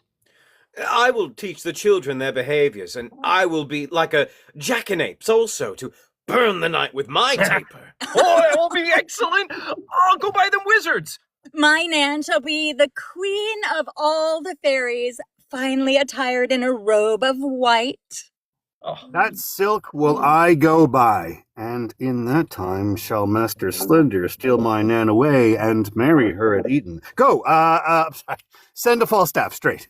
No, I'll do him again in the name of Babrook. He'll tell me all his purpose. Sure he'll come. Fear not you that. Go get us properties and tricking for our fairies. Let us about it. It is admirable pleasures and very honest knaveries. Exit all but Mistress Ford and Mistress Page. Go, Mistress Ford. Send quickly to Sir John to know his mind. Exit Mistress Ford. I'll to the doctor. He hath my goodwill, and none but he to marry with Nan Page. That Slender, though well-landed, is an idiot. And he, my husband, best of all effects. The doctor is well-moneyed, and his friends potent at court. He, none but he, shall have her, though 20,000 worthier come to crave her. Exeunt. Act 4, Scene 5. Enter Falstaff.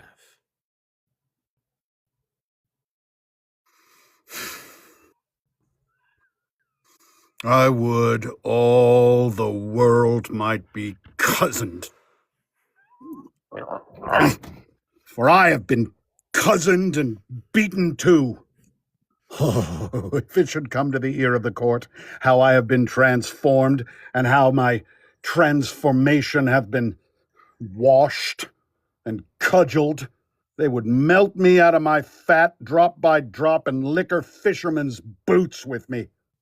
I warrant they would whip me with their fine wits till I were as crestfallen as a dried pear.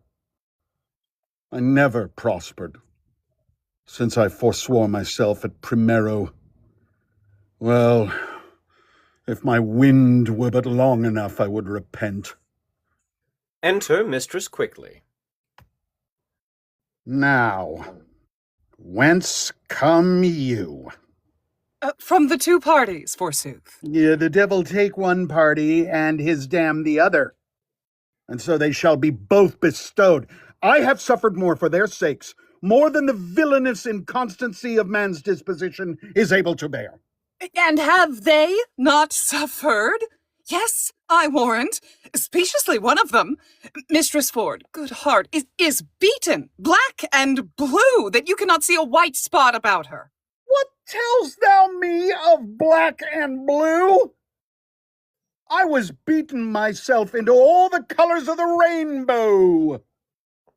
And I was like to be apprehended by the witch of Brainford, but that my admirable dexterity of wit, my counterfeiting the action of an old woman, delivered me. The knave constable had set me in the common stocks, for a witch. Prithee, no more prattling. Just go. I'll hold. This is the third time. I hope good luck lies in odd numbers. Away. Go. They say there is divinity in odd numbers, either in nativity, chance, or death. Away. I'll provide you a chain, and I'll do what I can to get you a pair of horns. Away, I say. Time wears. Hold up your head and mince. Exit Mistress Quickly. Enter Ford as Batbrook. How now, Master Wayne? Oh, sorry, Master Batbrook. Yes. Master Brooke. The matter will be known tonight or never. Be you in the park about midnight at Hearn's Oak, and you shall see wonders. Went you not to her yesterday, sir, as you told me you had appointed? Oh, I went to her, Master Brooke, as you see, like a poor old man. But I came from her, Master Brooke, like a poor old woman. Oh. That same knave, Ford, her husband, hath the finest mad devil of jealousy in him, Master Brooke, that ever governed frenzy. I will tell you, he beat me grievously, in the shape of a woman. Well, But in the shape of man, Master Brooke, I fear not Goliath with a weaver's bairn, because I know also life is a shuttle. I'm in haste. Go along with me. I'll tell you all, Master Brooke. Since I plucked geese, plaid truant, and whipped top, I knew not what was to be beaten. Till lately. Follow me. I'll tell you strange things of this knave, Ford, on whom tonight I will be revenged. Oh, and I will deliver his wife into your hand. Follow. Strange things in hand. Master Batbrook, follow me. Away. Exeunt all.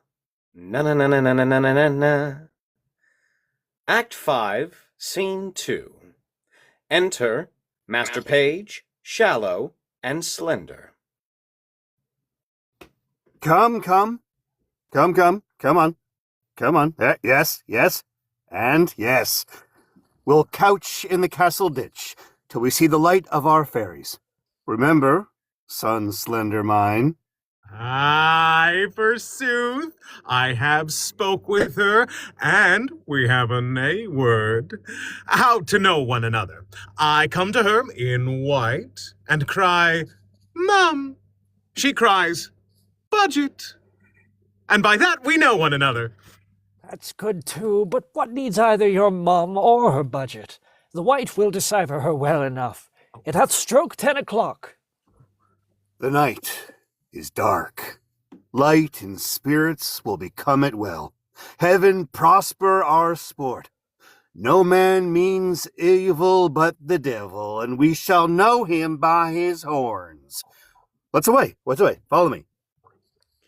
Exeunt. Act 5, Scene 3. Enter Mistress Page, Mistress Ford, and Dr. Caius.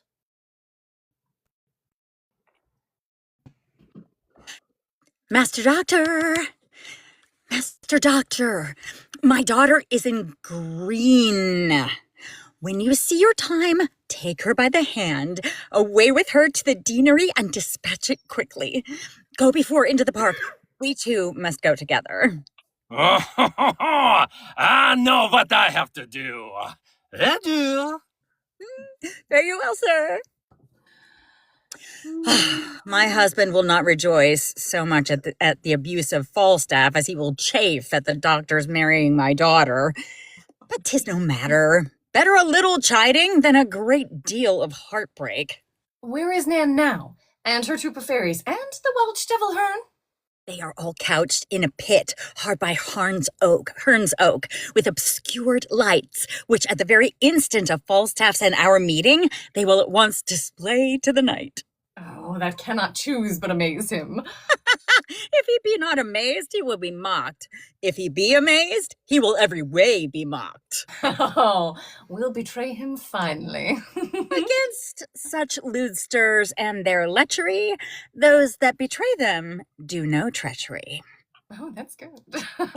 The hour draws on. To the oak! To the oak! Exeunt. Act 5, Scene 4. Enter Sir Hugh Evans and children dressed as fairies. Trib, fairies, come and remember your parts. Be bold, I pray you. Follow me into the pit, and when I give the watchwords, do as I bid you. Come, trip. Exeunt all, mischievously. Act 5, Scene 5. Enter Falstaff. The Windsor bell hath struck 12. The minute draws on. Now, the hot-blooded gods assist me. Remember, Jove, thou wast a bull for thy Europa. Love set on thy horns. Oh, powerful love that in some respects makes a beast a man, in some other, a man a beast. You were also, Jupiter, a swan for the love of Leda. Oh, omnipotent love. How near the god drew to the complexion of a goose. A fault done first in the form of a beast. Oh, Jove, a beastly fault. Yeah. And then another fault in the semblance of a fowl. Think on Jove, a foul fault. These are the jokes. When gods have hot backs, what shall poor men do? For me, I am here a Windsor stag, and the fattest, I think, of the forest. Send me a cool rut time, Jove, or who can blame me to piss my tallow? Who comes here? My doe? Enter Mistress Ford. Sir John, art thou there, my dear, my male dear? My doe with the black scut. Let the sky rain potatoes, let it thunder to the tune of green sleeves, hail kissing comforts and snow eringos. Let there come a tempest of provocation. I will shelter me here. Mistress Page is come with me, sweetheart. Enter Mistress Bribe Page. me like a bribed buck each a haunch. I will keep my sides to myself, my shoulders for the fellow of this walk, and my horns I bequeath to your husbands. Am I a woodsman? Huh? Speak. Speak I like Herne the hunter? Why now is Cupid a child of conscience? He makes restitution. As I am a true spirit, welcome. Ooga chaka, ooga chaka, ooga, ooga, ooga chaka, Bless! ooga chaka, What ooga noise? chaka, ooga, ooga, Heaven ooga forgive our chaka. sins! What should this be? Away! Away! Away! Exit Mistress Ford and Mistress Page. I think the devil will not have me damned, lest the oil that's in me should set hell on fire. He would never else cross me thus. Enter Mistress Quickly, Pistol, Sir Hugh Evans, and Fairies.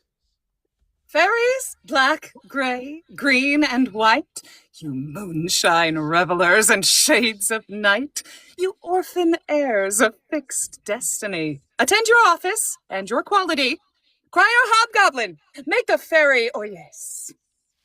Arabs, list your names. Silence your airy toys.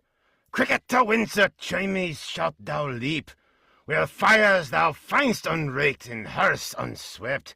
Thou pinch the maids as blue as Bill Barry, our radiant queen hates sluts and sluttery. They are fairies. He that speaks to them shall die. I'll wink and couch. No man their works must eye. Where's bed? Go you, and where you find a maid that ere she sleeps has thrice her prayers said, raise up the organs of her fantasy. Sleep she as sound as careless infancy. But those asleep, and think not on their sins, pinch them arms, legs, backs, shoulders, sides, and shins. About, search Windsor Castle, elves within and out. Strew good luck, oafs, on every sacred room, that it may stand till the perpetual doom. In state as wholesome, as in state 'tis fit, worthy the owner, and the owner it.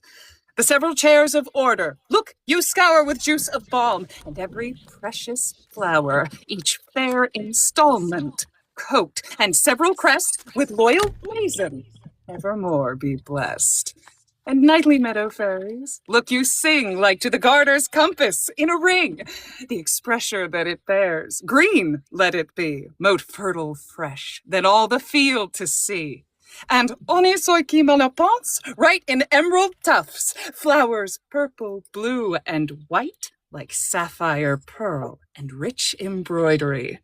Buckled below, fair knighthoods, bending knee, fairies use flowers for their charactery. Away, disperse, but 'tis till 1 o'clock, our dance of custom. Round about the oak of Herne the hunter, let us not forget. Pray you lock hand in hand, yourselves in order set, and 20 glowworms shall our lanthorns be to guide our measure round about the tree. But stay, I smell a man of Middle Earth. Oh, heavens defend me from that Welsh fairy, lest he transform me to a piece of cheese. Vile worm, thou wast o'erlooked even in thy birth.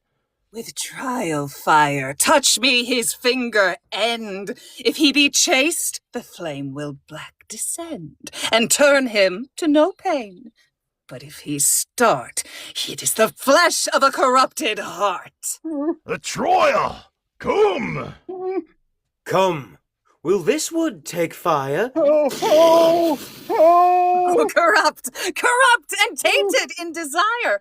About him, fairies, sing a scornful rhyme, and as you trip, still pinch him to your time. Fie on sinful fantasy, fie on lust and luxury.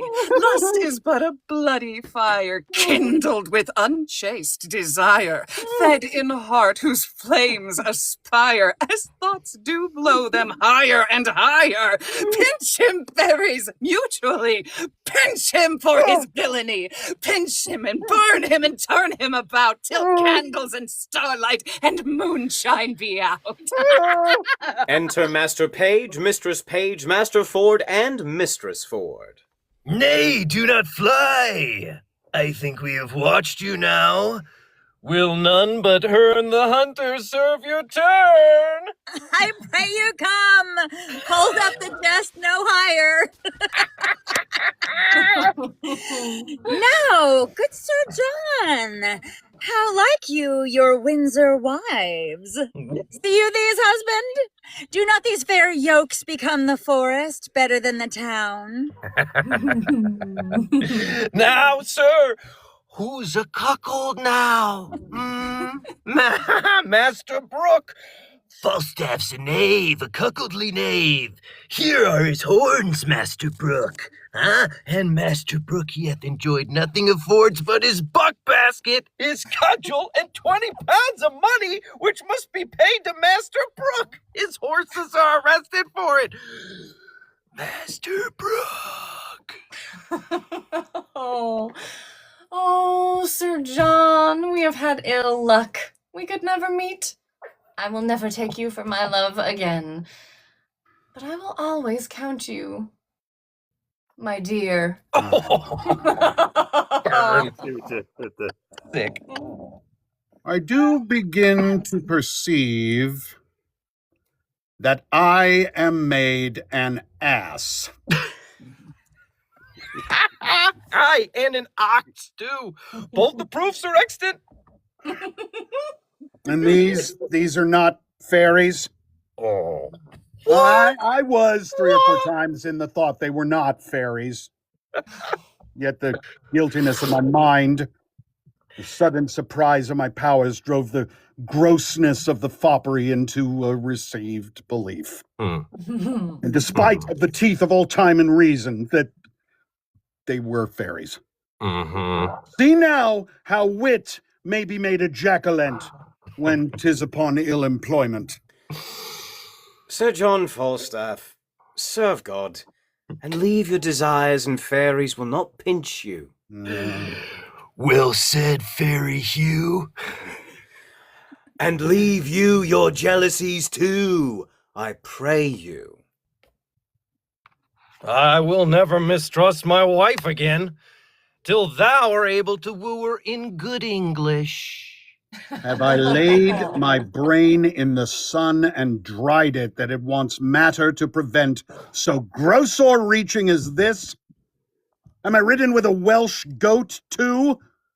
Shall I have a coxcomb of frieze? This time I were choked with a piece of toasted cheese. Cease is not good to give putter. Your belly is owl putter. Cease? And putter? Have I lived to stand at the taunt of one that makes fritters of English? This is enough to be the decay of lust and late walking through the realm.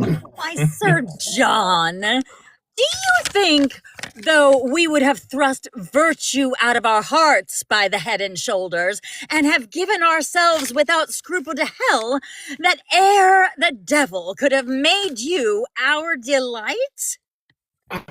What? A hodge pudding? A bag of flax?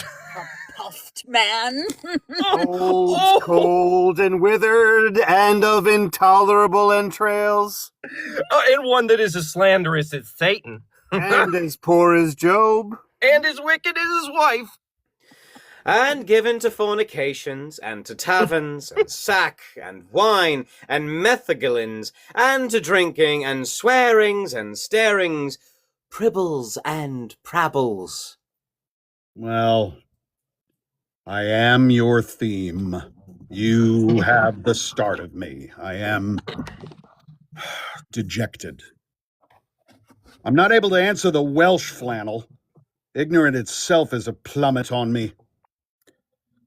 Use me as you will. Marry, sir, we'll bring you to Windsor, to one Master Brooke, that you have cozened of money, to whom you should have been a pander, over and above that you have suffered, I think, to repay that money with a biting affliction.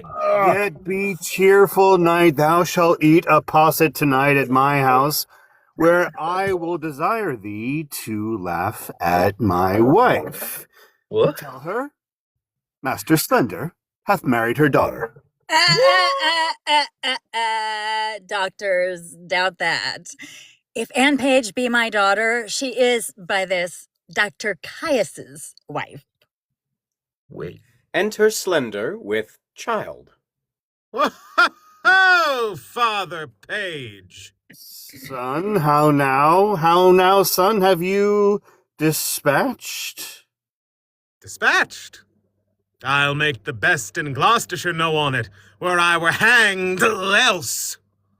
Of what, son? I came yonder at Eton to marry Mistress Anne Page, and she's a great lubberly boy. If it had not been in the church, I would have swinged on him, or he would have swinged on me. If I did not think it had been Anne Page, would I might never stir. And 'tis a postmaster's boy. Upon my life, then, you took the wrong rabbit or sheep or whatever that is. Stuffed animal. What needs you tell me that? I think so, and I took a boy for a girl.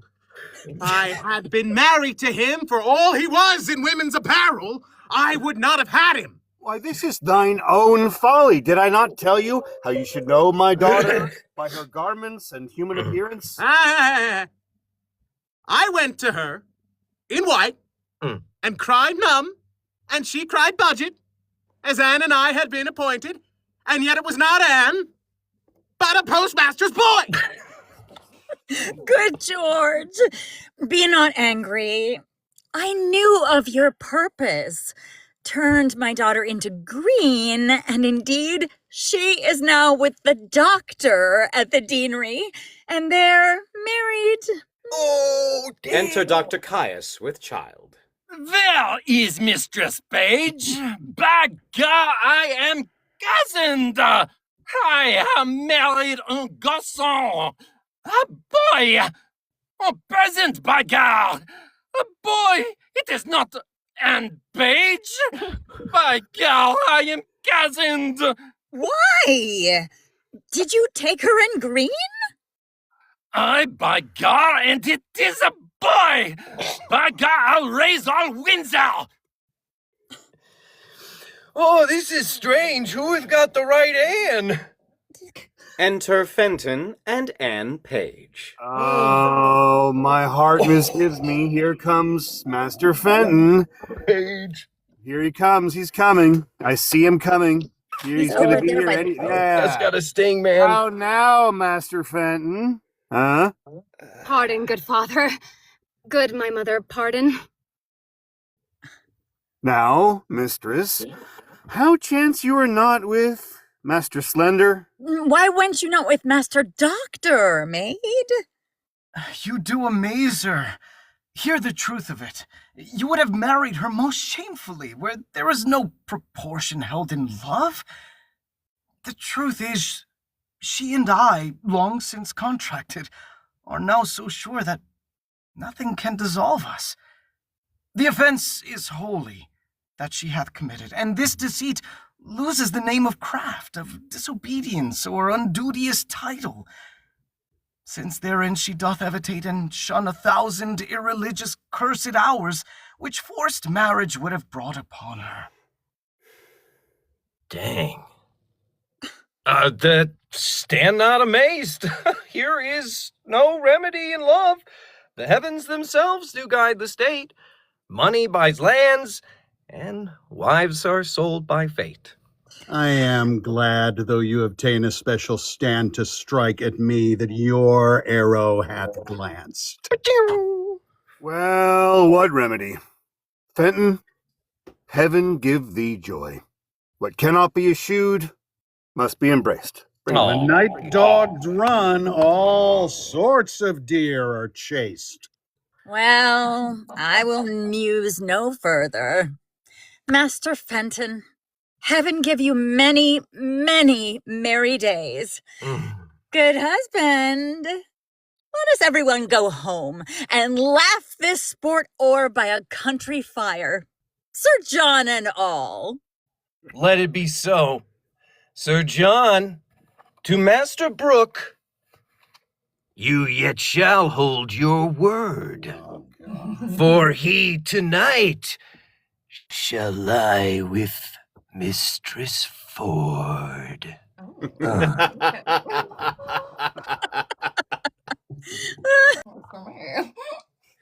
Exeunt all. Thank you for listening to our tale. And now, if it please you, here are the following actors in their places, with all credits due. Dannielle Moore, Rylee Kuberra, PJ Freebourn, Danny Montooth, Michael Norman Johnson, AJ Carter, Robb Moreira, Andrea Parsneau, Steve Campbell, Jessica Threet, Dan Wisniewski, Neil Hellegers, Marni Penning, Rebecca Brokaw-Sands, Luke Daniels, Ray Porter, Mia and Liz of Ginger and the Foxes, and myself, Henry Kramer. And now, without further ado, for questions, comments, and concerns, our playwright, director, and lead inspiration, the one, the only, the incomparable, Mr. Luke Daniels. Stop it. Stop it. I didn't write this. William Shakespeare did. William Shakespeare wrote this. Okay, everybody, we're going to let you go so you can go party and have a nice after party. First of all, thank you to everybody that watched tonight. Thank you so much for watching and commenting and taking a part of this. I mean, it is just seeing your comments live while we're doing it. Like, it just blew my mind. And I want to do more of these. And I think you guys are all awesome because you like Shakespeare, and people that like Shakespeare are awesome. I want to thank Ginger and the Foxes, Liz, Mia, and Kenneth, especially Kenneth. I bow down before your superior technical knowledge and your amazing just everything. So thank you guys for putting in so much work for this. You guys, it means the world to me. And I wanted to say a special shout out to Audible. I saw that they came through and checked us out.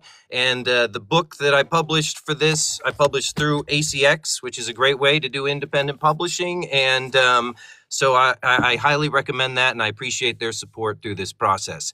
Now, one last surprise. Before we go, I'm going to take you with me. There's someone special here I want to introduce you to, and they don't know this is happening. So this is kind of a, we'll see what their reaction is.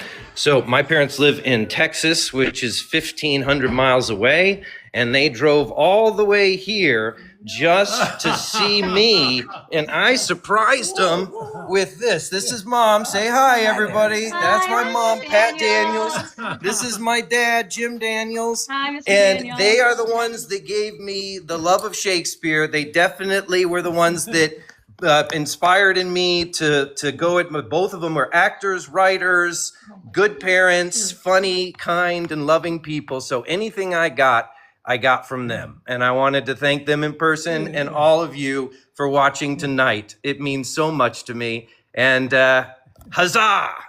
We did it. Take care, everybody. Thank you all.